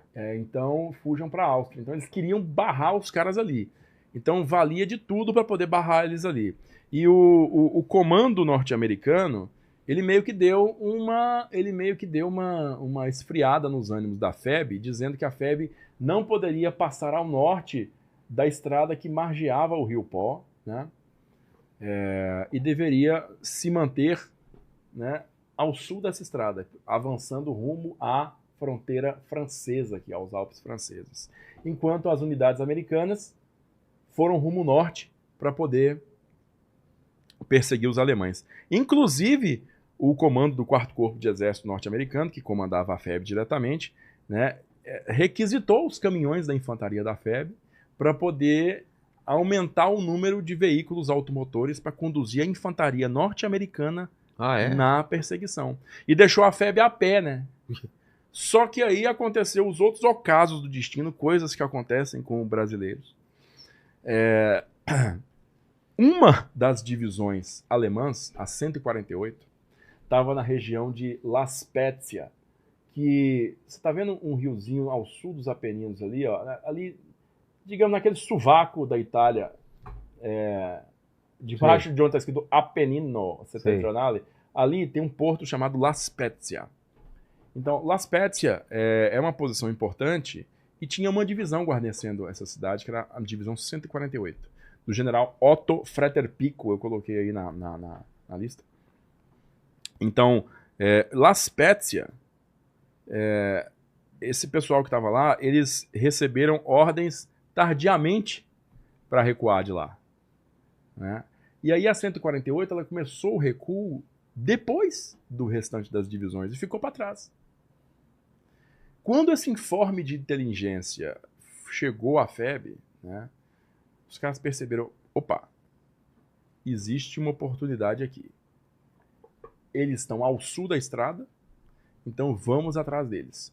O Mascarenhas, então, requisitou os caminhões da artilharia divisionária, os caminhões da arma de artilharia divisionária, para conduzir um batalhão de infantes da FEB pela estrada, né, para poder fechar o caminho de fuga dessa divisão alemã ao sul da cidade de Parma. Tá? Então, ao sul da cidade de Parma tem uma Coloca cidade... um mapa com Da Itália, quantas regiões? Otto Fraterpico é o general alemão que acabou se rendendo à força expedicionária, né, com a divisão dele. Então, se você colocar um mapa ali de Parma, pode até abrir o Google Maps, porque vai ter todas as cidades, né? Acho melhor. Mas abre Parma. Então, ali ao sul da cidade de Parma, existia uma cidade chamada Collecchio. Né? Collecchio. E o esquadrão de cavalaria da FEB, o esquadrão de reconhecimento da FEB, tinha uns blindados 6x6 que atuavam como esclarecedores, né? Iam na frente para tentar localizar o inimigo nessa época. Eles acharam uma vanguarda blindada alemã na cidade de Collecchio, ao sul da cidade de Collecchio. Eles travaram o avanço dessa vanguarda ao longo do dia, dia 26 ou 27 de abril, né? E chamaram por reforço. Tipo assim, o esquadrão não tem efetivo para poder ficar segurando aquilo por muito tempo. Então, os primeiros caminhões com soldados brasileiros chegaram no final daquele dia a Collecchio e estabeleceram uma linha de proteção da cidade ali, impedindo que os caras avançassem mais para o norte, né? Depois se descobriu, quando a FEB chegou lá e ocupou Collecchio, que eles descobriram um estoque gigante de munição, combustível e mantimentos na cidade. Collecchio era um depósito de material de guerra, de reserva do exército alemão, e a 148 estava passando por ali justamente para se reabastecer e continuar sua rota de fuga. Aí, Collecchio, né? Então, abre aí um pouquinho mais, ali perto daquela... Não, é um zoom in. Tá vendo Fornovo de Taro ali, ó? Onde? Aqui na parte de cima do mapa, Lene. Tá vendo esse tal de Parco Fluviale Regionale del Taro? Aí, ó. Agora vai para sua direita. Isso, ó, Collecchio ali, tá vendo? Collecchio. Tá. No meio Ali era o centro, né, tipo assim, lá eles tinham material de guerra acumulado ali. Combustível, remédio, munição, tudo isso estava acumulado nos depósitos lá que a FEB achou assim, tem isso tudo aqui. E eles pararam, né, o avanço ao sul da cidade. Foi ali que o esquadrão de cavalaria barrou o avanço da 148. Abre um pouquinho mais, aprofunda um pouquinho mais, porque tem aquela cidade de Fornovo de Taro ali, ó. Aí puxa pra cá. Isso, pode puxar mais. Pode puxar mais. Pode puxar mais. Pode puxar. Aí, pode deixar aí. Tá vendo Fornovo de Taro aqui embaixo? Olha lá, quase na pontinha ali do rio. Ah, tá. Fornovo de Taro. Tá? E ali em cima, Collecchio. Em Fornovo de Taro estava a divisão alemã. Em Collecchio chegaram as vanguardas da divisão lá e os brasileiros pararam eles ali. Então, nessa estrada que você está vendo de Collecchio para Fornovo é que decorreu a batalha nos dias seguintes, né? Com os brasileiros forçando eles para o sul. Até uma localidadezinha chamada Gaiano, ali perto de, eu acho que Visola ali foi o ponto mais ao sul que o grupo brasileiro chegou. Entendi. O que acontece? Nesse ínterim aí, a divisão brasileira fez uma espécie de bloqueio, uma linha de bloqueio que impediu os alemães de continuar seu avanço para cima. Na região estava operando um grupo de guerrilhas de orientação socialista, guerrilheiros vermelhos. E esses caras já tinham provado em diversas ocasiões que não tinham qualquer compromisso com normas tradicionais da guerra, né? Ou seja, o cara que cair prisioneiro deles muito provavelmente vai para debaixo da terra. E aí, com o comando norte-americano concentrado na perseguição lá em cima, não tinha ninguém que pudesse socorrer os alemães desse destino final de ser isolado e massacrado por esses guerrilheiros. Então, a FEB, né, o coronel Nelson de Mello, o novo comandante do 6º, no dia 28, ele dá um ultimato para o general Fraterpico, aquele alemão que a gente mostrou ali. E ele dá um ultimato para o cara se render. E o Frater Pico manda os representantes dele e negocia como é que essa rendição vai acontecer. E ia acontecer no dia 30, né? E o Mascarenhas exige, não senhor, dia 30 não, vai acontecer um dia antes, vai acontecer no dia 29. O quanto antes aqui, dia 29, você já começa a se render. E aí entra é feito um acordo, né? Então, aí eles localizam no 6º Regimento lá um militar, que era o Major Franco Ferreira. Tenta achar o Franco Ferreira, por gentileza. Major Franco Ferreira, que o pai tinha sido, se não me engano, diplomata. O pai dele era diplomata. E o pai dele serviu na Alemanha. Ele serviu assim na Embaixada Brasileira na Alemanha. Consulado, assim. E levou ele, quando ele era pequeno, criança, e ele estudou na Alemanha uns anos da infância dele. E ele aprendeu um alemãozinho bem quebrado. Falava alemão bem não, mas aprendeu um alemãozinho quebrado. E os caras falaram assim, você vai receber os alemães. O cara, eu? Por que eu? Você não fala alemão? Eu não falo alemão, mas você fala mais que nós, né? A verdade é o Franco Ferreira aí. Então, foi ele que ficou lá na estrada, no meio da estrada, e começou a receber os alemães, né? Ele foi o cara que recebia.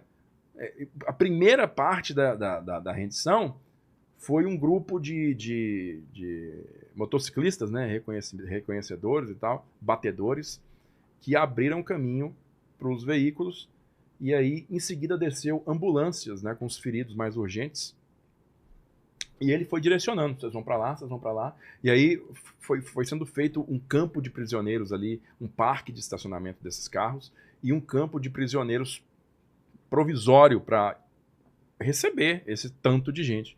E aí o Franco Ferreira ficou o resto do dia recebendo infantaria, recebendo blindado, recebendo um bocado de coisa, né? E no dia, ele passou lá à noite, inclusive, e no dia seguinte, na manhã, chegou o general Frater Pico, que foi o último a se apresentar, porque segundo ele ficou por último para poder manter a ordem até o final. E aí ele chegou e foi aprisionado pelo general Falconier da Cunha, né, que é o general Olímpio Falconier da Cunha, comandante dos órgãos não divisionários, era de Santa Catarina. E aconteceu um episódio bem curioso, porque o Franco Ferreira, quando o general Frater Pico chegou no carro dele, né, o Franco Ferreira foi receber ele e falou com ele, o senhor vai ser conduzido pelo general Falconier. Aí o Frater Pico protestou na hora, porque Falconier é um nome francês, pô. Falcone não é italiano? Falconier. Falconier é Falconieri. Falconier. Mas que parecia um nome inglês, um nome francês ou italiano, né? Exato. Um nome francês. Aí o cara falou, pô, você vai me jogar na mão de um francês, pô? Aí o cara, não, mas ele é brasileiro. Teve que explicar, né?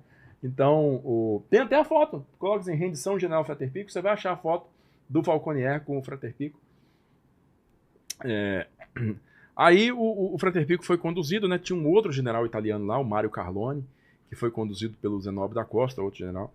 Então, na verdade, no fim das contas, cara, a Força Expedicionária Brasileira recebeu 15 mil prisioneiros naquele dia. Porra. No total, a Força Expedicionária capturou 20 mil prisioneiros ao longo da campanha, né? Foram 15 mil prisioneiros só da divisão. Ou seja, ela capturou um número superior a ela mesma. Isso não é trivial. Isso não aconteceu com cada divisão do Exército Norte-Americano. Não! Isso aconteceu com a Força Expedicionária. Entende? Então, é um tipo de feito que, no fim das contas, é o que eu falei, compõe a tal da jornada do herói. Tá? Então, no fim das contas, aí, ó. Não, esse é o Franco Ferreira de Costas aqui, com um coronel chamado Otto von Kleiber, que era um comandante de um dos 3 regimentos. Mas tem outras fotos que vai aparecer um cara mais gordão, que é o Falconier. Pode tentar achar outra foto da rendição aí. Essa é a mais famosa. Muita gente diz que esse cara é o Frater Pico, mas não é. Ele é outro cara. Esse aqui de costas, com a cobrinha no braço, é o Franco Ferreira. Tá? E os outros aí são todos alemães. Você vê que são todos alemães na fotografia. E tem muito carro, tá vendo? Tem muito carro lá atrás, lá, caminhão e tal. O número de viaturas que essa divisão tinha era muito grande. Me parece que eles tinham coisa de 2.000 cavalos. É um negócio assim, tinha muito absurdo. Cavalo. O Franco Ferreira registra no relatório dele que o sargento lá, responsável pelos cavalos, começou a chorar porque ele não sabia como que os cavalos iam ser tratados. O sargento alemão responsável pelos cavalos. O que os caras vão fazer com o cavalo, porra? Tratei esse cavalo até hoje, cara. Aí a rendição ela é concluída no dia 30, né, com a chegada do general Fetter Pico, que é levado para o cativeiro. Isso conclui a campanha da FEB na Itália, né? Ela é passada para ocupação a partir do dia 2 de maio, né, funções de ocupação, até que ela começa a retornar para o Brasil em junho. Aos poucos ou de uma vez? Aos poucos, bem aos poucos. Os últimos contingentes são retornados só em outubro. Mas a FEB volta. Porque aconteceu o seguinte, Aí, essa foto aí é a foto. Aí você tem aqui no Brasil, quais eram as notícias que chegavam da FEB? Constantemente tinha atualizações. Constantemente atualizações. Tratados como heróis, como sim, que sim, existia um sentimento... Um fanismo. Um fanismo muito grande para com a FEB nesse momento, né? Tanto que a recepção deles é uma recepção festiva, tipo desfile das escolas de samba. Tipo, seleção brasileira ganhou a Copa. Seleção brasileira ganhou a Copa, justamente. Né? Foi a recepção que eles tiveram. Esse cara de trás aí, o bigodinho, é o Joel Silveira, jornalista. Tá. Né? O outro aqui na frente dele é o general Falconier, e o desanimado com a vida aqui é o Frater Pico, o alemão. Tá bem tristão aí. Tá bem tristão aí, tipo, porra, me fudi. Porra. Né? Aí, me dei mal. E aí a FEB começa a retornar, né? Porque existe esse movimento logístico muito grande na Itália para trazer essas tropas de volta. Norte-americanas, o quanto antes. O negócio era passar o Natal com a família. Tinha essa, né? Por causa da época porque é o seguinte também, em 45, o apoio popular à guerra já estava meio que dando aquela balançada. Tipo, já deu? Já deu esse negócio. Né? Cansamos desse negócio aí. E já morreu muita gente, morreu meu irmão, morreu meu filho, meu marido, enfim. E aí, por conta disso, os americanos quiseram retornar muito rápido esses caras para os Estados Unidos. E no caso, né, de outro contingente de tropas, enviar eles para o Pacífico. Porque o Japão não tinha se rendido. É verdade. Então eles tinham que desviar muito desse contingente pro Pacífico, para poder fazer guerra contra o Japão. Né? E como o Brasil Midway, lá. não estava lá, assim, não tinha planos de ser enviado para a FEB, não tinha planos de ser enviado para combater no Japão, né? Muito embora existisse essa possibilidade, né? Existisse essa possibilidade, mas ela é remota. Aí a FEB foi transferida, começou a ser transferida em junho, julho, para o Rio de Janeiro. Sendo que os últimos contingentes chegaram em outubro, né? Claro que ninguém nessa época aí sabia de bomba atômica, todo mundo estava esperando que ia ter um quebra-pau ultimate lá na invasão do Japão, né? Que ia morrer Deus e o mundo. Por isso mesmo tinha ou ia vir dos soviéticos ou dos Estados Unidos. Ia morrer muita gente, sabia que ia ser um banho de sangue assim, fenomenal. Então, bomba atômica foi uma surpresa para todo mundo, para acabar a guerra mais cedo. E aí, por conta disso mesmo, existia a possibilidade da FEB ser chamada para ir pro Pacífico. Se não tivesse a bomba atômica, talvez... Talvez. Nossa. Porque o número de baixas estimado para invasão anfíbia do Japão, invasão, era muito alta? Chegava a 1 milhão, cara. 1 milhão de cara morto, entendeu? Os caras iam vender caro, né? Ia vender muito caro. O japonês treinou civil 28 milhões de civis. Pra resistir. Pra atacar. E armou? Armou com o quê? Com bambu, porque não tinha arma pra 20 milhões. Porra, afiou o bambu? Afiou o bambu. Vai lá, espeta isso aí no cara aí, cara. Mano, olha os caras, velho. Assim, espeta isso aí no cara. Tem também umas granadas de porcelana, de cerâmica. Granada de cerâmica. Ó, se você vê um americano, você abraça ele e puxa o pino. Só isso. Cara. Que doideira. Então a gente escapou dessa aí. Escapou dessa. Não, ia morrer gente pra caramba. Muita. A história da guerra poderia ser outra, né? Poderia ser outra.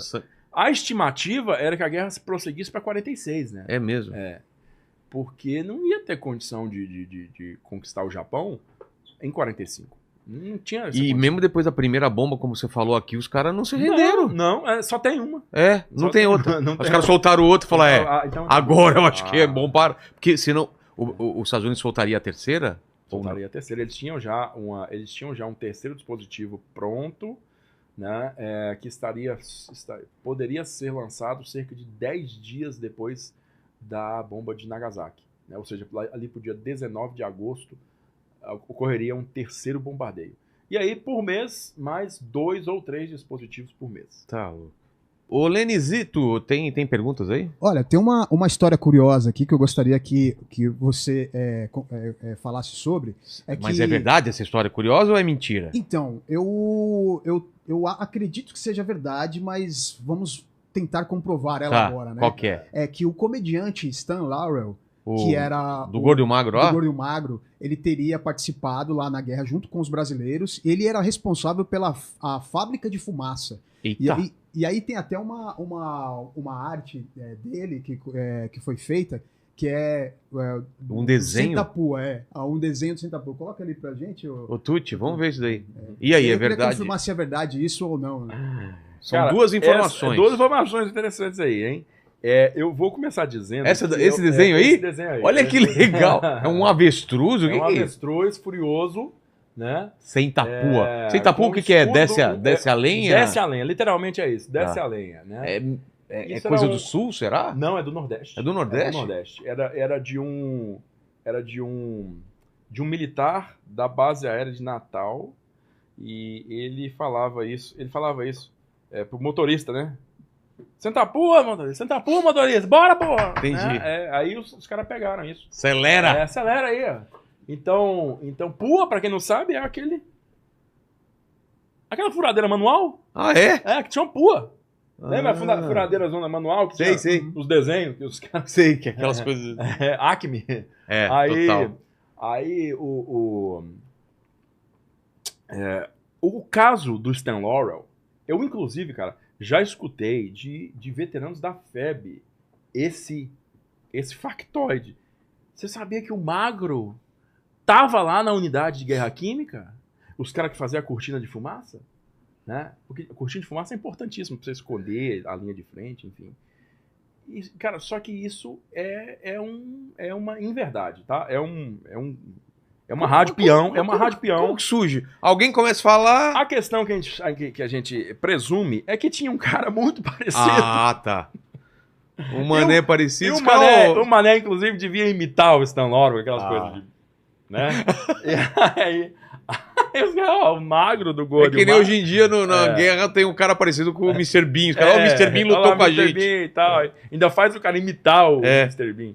Mas o que acontece? O Stan Laurel, cara, nessa época ele já tinha 55, 6 anos. Não, então não. Entendeu? Então o Stan Laurel, inclusive, ele se voluntariou para combate na Primeira Guerra Mundial. Stan Laurel, ele tinha... Acha a foto do Gordo e Magro dele. Só para o pessoal se ligar, porque Isso. É dos velhos. Eu conheço, mas o pessoal mais novo Não sabe. Já assistiu, né? Sim, eu era fãzaço. Então, o Stan Laurel, ele inclusive, ele era um imigrante britânico nos Estados Unidos. Ele era britânico, imigrou para os Estados Unidos. E aí o Laurel, ele tinha um problema de audição. É o Magro, né? Aquele é o Oliver Hardy, o gordo ali é o Oliver Hardy. Então o Magro, o Stan Laurel, ele tinha um problema de audição, ele não escutava bem. E ele foi rejeitado pela banca lá de recrutamento norte-americana em 1917 por conta desse problema auditivo. Entendi. Não, você não precisa servir, não, você não tem problema auditivo. E aí ele formou essa dupla com o Oliver Hardy, ficou super famoso no mundo inteiro. E por conta dos trejeitos dele, quem lembra dos filmes, ele tem uns trejeitos, né, aquelas coisas. Então, o cara provavelmente que estava na unidade de guerra química era parecido e devia imitar. Eu acho que é isso, entendeu? Mas o Stan Laurel já era muito velho, ele não tinha condição mais de estar na linha de frente. Mas durante a Segunda Guerra, o Gordo e o Magro, eles gravaram alguns filmes de conscientização, né, diversos serviços para auxiliar o esforço de guerra. Tipo assim, não coloque fogo no mato, porque senão você vai causar um incêndio, esse tipo de coisa. Né? E aí eles dois fizeram isso. Mas o Stan Laurel morava na Califórnia, na mansão lá. Acho que o cara ia sair da... Não, já tava, 50 e pancada de ano nas costas. Tem mais. Já estava aposentado. Já estava aposentado. Tem mais a teoria da conspiração, hein? Então tem a questão do Sentapua, né? Do desenho.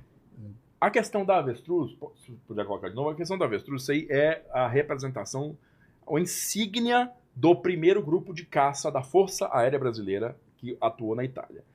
Como boa parte sabe, era também um costume na época criar desenhos bem aberrantes, os pilotos norte-americanos, para representar seus esquadrões. Tubarão. Pintava no nariz do avião. O tubarão, né? Já tubarão. Ou uma mulher pelada.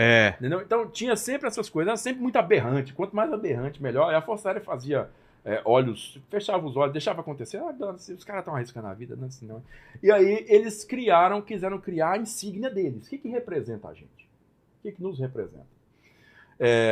O que acontece é o seguinte, os pilotos brasileiros eles foram enviados para treinamento, para capacitação nesses aviões de caça de alta performance norte-americanos, inicialmente no Panamá.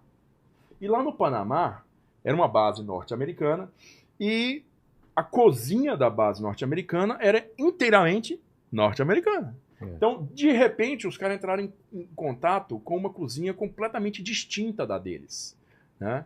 Não tão de repente assim, porque eles já tinham esse costume na base, era de Natal, alguns deles tinham servido lá em Natal, na cozinha americana, se servia comida americana. O que é comida norte-americana?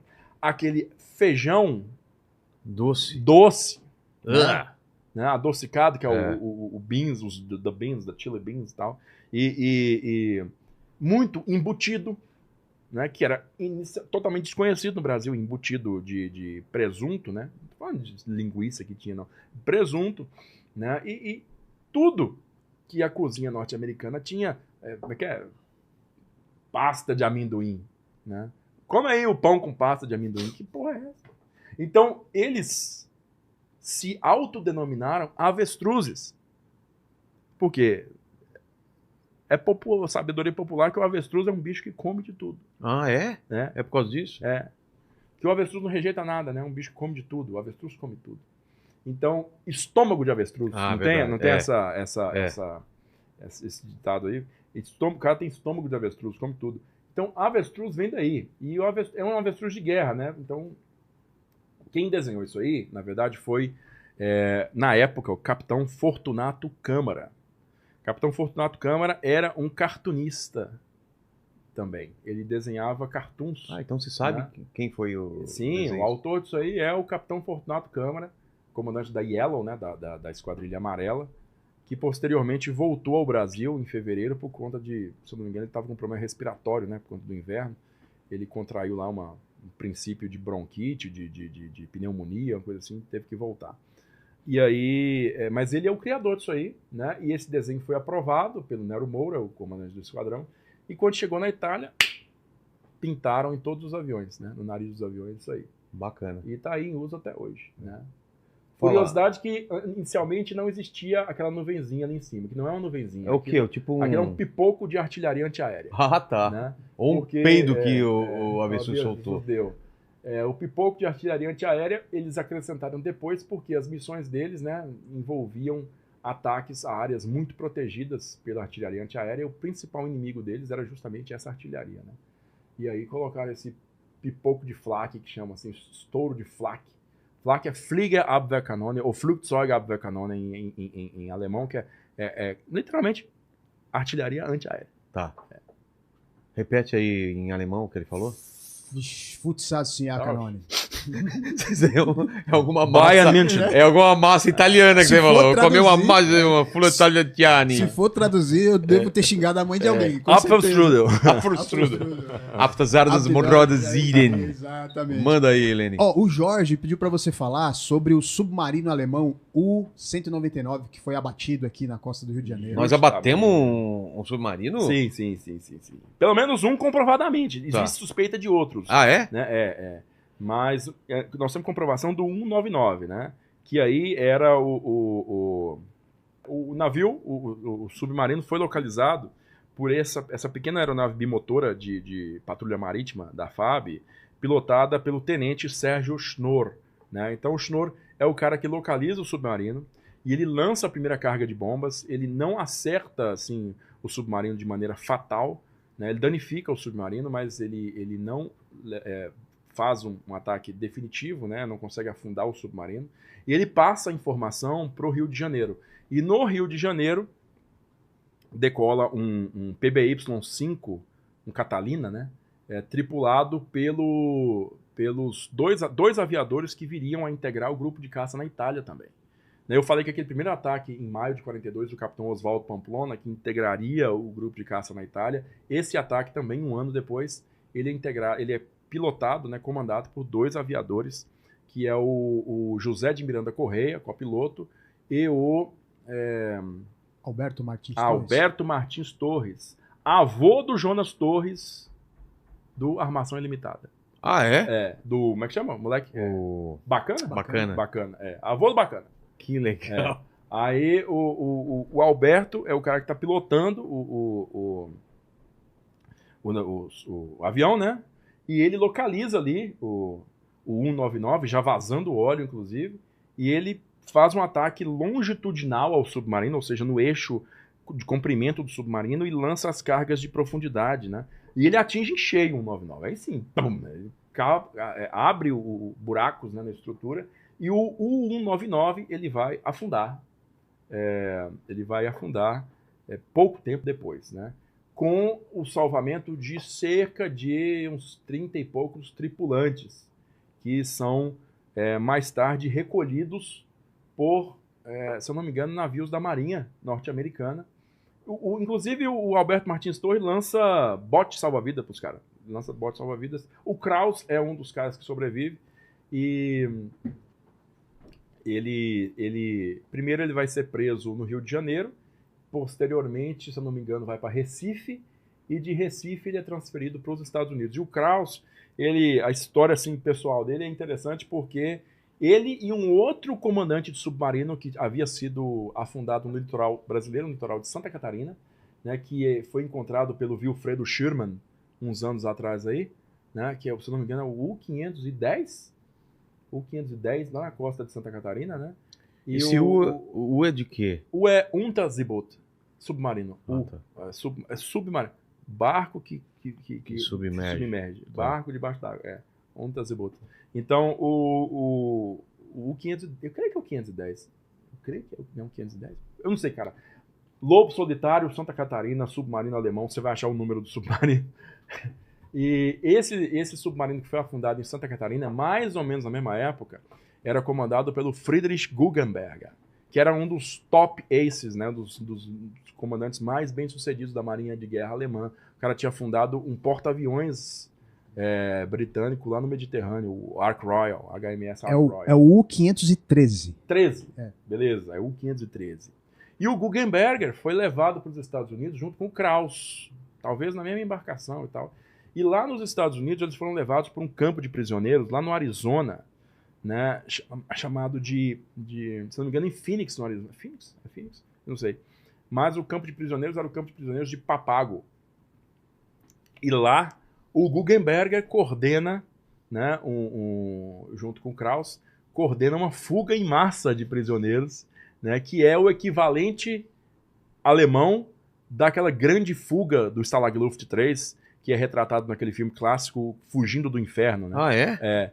Com o McQueen, e o Charles Bronson, e aquela galera. Né? Então, existe essa fuga dos prisioneiros norte-americanos e ingleses, principalmente, do Stalag Luft 3, que foi em 44, lá na Alemanha. E o equivalente alemão aconteceu em Papago, nos Estados Unidos, em 44 também. Né? E foram todos recapturados. O Kraus quase chegou na fronteira mexicana quando ele foi recapturado. Né? Então, eu sei que no fim das contas, assim, inclusive tentaram fazer um reencontro do Alberto Martins Torres com o Hans Werner Kraus, mas não deu certo, né? Nos anos 80, alguma coisa assim. Eu não sei por que razão não deu certo, mas eu sei que tentaram fazer um reencontro dos dois. Mas é isso aí. A FAB afundou comprovadamente esse submarino, mas existem outros submarinos afundados na costa brasileira que não foram encontrados até hoje. Na verdade, o único encontrado foi o 513, pelo Sherman. Né? O único que foi encontrado foi o 513. O 199, por exemplo, a gente não sabe onde está. Não tem, assim, foto dos destroços. Depende. Não tem. Tá na costa carioca, sabe que afundou, porque, enfim, todo mundo viu e os caras estão aí para comprovar. Mas não se sabe onde o submarino está no leito do oceano. Entendi. É isso aí. Então, você vê, concluindo, né, a participação brasileira, como você falou, assim, eles são recebidos de uma forma apoteótica no Rio de Janeiro. Inclusive, em diversas cidades do interior do Brasil, as prefeituras montaram recepções para os soldados, né? Com banda. E prostitutas. Bebida liberada. Bebida, aquela coisa brasileira, né? O cachimbo de crack. Enfim. Heróis nacionais. Houve uma recepção de heróis para eles. Né? Que legal. Naquele momento houve uma recepção de heróis para eles. Claro que assim a coisa acabou não durando muito tempo. O legado imediato da FEB foi apagado muito rápido, porque o Dutra assinou a ordem de desmobilização da FEB quando eles estavam no navio voltando para cá. Porque é o seguinte, né? O Vargas, ele estava lutando pela democracia, mas... O Vargas era um ditador, né? Filho? E aí é o seguinte, quem segurava... E a moda em 45 era a democracia. Abaixo os ditadores. Aí, falou isso aí, vai chegar pra nós aí, esse climão e aí o que acontece? Em abril de 45, o Roosevelt morreu, né? E quem segurava muito o Vargas no poder era o Roosevelt. Né? O Roosevelt, inclusive, ele tinha uma certa amizade com o Vargas. Incrível, né? Ele tinha uma certa amizade com o Vargas. O Vargas não falava inglês e o Roosevelt não falava português. Contudo, os dois falavam francês. Né? Então, eles se comunicavam em francês. Então, eles tinham essa relação próxima. Assim. Eles eram capazes de ter conversas pessoais, não através de tradutor. Né? Então, o Roosevelt tinha essa relação próxima com Vargas, mas o Roosevelt morreu em abril e o vice-presidente dele, o Harry Truman, não tinha qualquer relação com Vargas. Então, tipo assim, olha... Pode ser que o presidente do Brasil venha a ser deposto, hein? O Harry Truman. Quem é o presidente do Brasil? Eu não vou fazer nada, né? Então, aí essa situação ficou bem perigosa para o Vargas, tanto que factualmente ele foi derrubado dias depois, né? E o Dutra, ele assinou a desmobilização da FEB porque a FEB já passou a representar um perigo para o Vargas. Porque era uma divisão altamente capacitada, treinada e equipada, profissional, né, que tinha lutado pela democracia, e aí podia ser o estupim do negócio, e a força que eventualmente iria destronar o Vargas seria a FEB. Aí o Dutra tomou essa precaução de desmobilizar a FEB ainda antes dela chegar no Brasil, né, para não ter esse problema. Inclusive, cara, o Dutra tomou uma atitude, que é uma atitude bem rancorosa com o Mascarenhas de Moraes, né? Porque, de novo, Mascarenhas de Moraes era um herói. Era tipo um herói do Brasil, né? E os caras prontos para receber o Mascarenhas de Moraes, assim, no aeroporto de Santos Dumont, né? Na hora que ele chegasse de avião ali, e todo mundo balançando bandeirinha para receber o Mascarenhas de Moraes, os caras deram ordem pro avião do Mascarenhas de Moraes pousar na base de Santa Cruz, cara. Sabe onde é que fica? Base de Santa Cruz? Lá na Marambaia. Lá na puta que pariu 15. Entendeu? Então, mandaram ele pousar lá pra não ter ninguém pra receber o cara. Tipo assim, se esse cara chegar aqui e ele receber essa ovação toda, é bem capaz que ele vire o próximo presidente, né? Então aí o Dutra fez isso e mandou o Mascarenhas pousar lá em Santa Cruz, né? Depois, claro, o Mascarenhas recebeu a ovação dele, mas privou o cara dessa recepção no Santos Dumont. Mas a FEB foi, sim, muito bem recebida pelo público e tal, mas ela caiu num hiato, né, bem grande em decorrência dessa atitude do Dutra, né? Que se tornou o próximo presidente do Brasil em 45. Né? E aí eu diria que, assim, por décadas a imagem da FEB ficou no plano secundário ou terciário. Ela só foi restaurada mesmo agora com a internet, né? A popularização da internet. É que as camadas mais jovens, né, da população brasileira foram ter acesso a essas histórias todas e foram conhecer a verdadeira face da FEB, né, na história da Segunda Guerra Mundial. É por aí. Então foi isso que a gente pode concluir assim, né? Nesse tom, né? Que inclusive, né, a FEB foi convidada para fazer parte da ocupação militar da Áustria no pós-segunda, imediato pós-guerra, porque o 5º Exército americano, né, e o 8º Exército inglês, os dois que atuaram na Itália, eram considerados exércitos internacionais. Porque dentro das suas fileiras tinham indianos, canadenses, poloneses, diversas tropas africanas do oeste da África, né, nepaleses, gente do mundo inteiro, cara. E muitas dessas tropas tinham deixado um retrospecto bastante pobre, né, bastante negativo de relação com a população civil local, principalmente. Rolou muito estupro, muito roubo, assassinato, e essas ocorrências na FEB foram bastante minimizadas, né, bem esparsas, muito pequenas. Então, ficou para o alto comando aliado na Itália uma impressão muito boa do soldado brasileiro. E isso colaborou para esse convite. Só que aí o Mascarenhas teve que recusar porque recebeu ordem de voltar imediatamente. Só que, como a gente tinha falado naquela outra live sobre Israel, né, quando rolou lá a crise de Suez, que a ONU teve que intervir para Israel recuar do Suez e garantir a faixa de Gaza ali, a primeira tropa que foi convidada 10 anos depois da guerra foi a tropa brasileira. Porque ela tinha deixado um legado positivo na atuação dela na Itália. Então, como tropa de pacificação, o Brasil foi convidado a integrar a primeira missão de paz da ONU, que ficou conhecida aqui, né, posteriormente como Batalhão Suez. Entendi. Que atuou lá na faixa de Gaza durante 10 anos, né, de 57 a 67. E, Júlio, vamos tentar falar com um combatente aí Vamos tentar falar com o Capitão Souza. Capitão Souza. Wilton, você tá me vendo, tenho certeza. Seu pai precisa estar aqui, Wilton. Ano que vem, eu sei que você já me prometeu, não é que você tá fazendo corpo mole, não, mas ano que vem tá todo mundo esperando o Capitão Souza aqui na mesinha do Vilela, tá? Exato. É pra ele vir pra cá. Ele teve em combate. Teve em combate. Pô, isso é legal, imagina. imagina. O cara que viu do mais denso, as coisas mais feias, sabe? A experiência da guerra pessoal para a pessoa, para o indivíduo, para o jovem, ele viu, ele experimentou. Então, coisas que ele vai poder contar para você aqui, eu vou deixar que ele conte, porque eu já escutei, mas é incrível ele escutar, ele falar. Tá? Então, a gente tem que trazer ele, sim. Né? Esperaremos, então. Esperaremos. Obrigado demais, Júlio. Mais uma vez. Agradeço. Obrigado, Lene. Obrigado, Tuti. Valeu. E se você não se inscreveu no canal, se inscreva agora, curta e torne-se membro. Lembre-se da nossa promoção da Insider, clicando no link e no QR Code que está na tela. Você pode apontar seu celular, né, Lene? Você prestou atenção no papo. Você mostrou bastante imagens, procurou, ajudou a gente. Então, o que o pessoal escreve nos comentários para provar que chegou até o final dessa conversa? Sem tapua. Sem tapua. Escrevam sem tapua. E a gente fica aqui fumando junto com a cobra, é ou não é?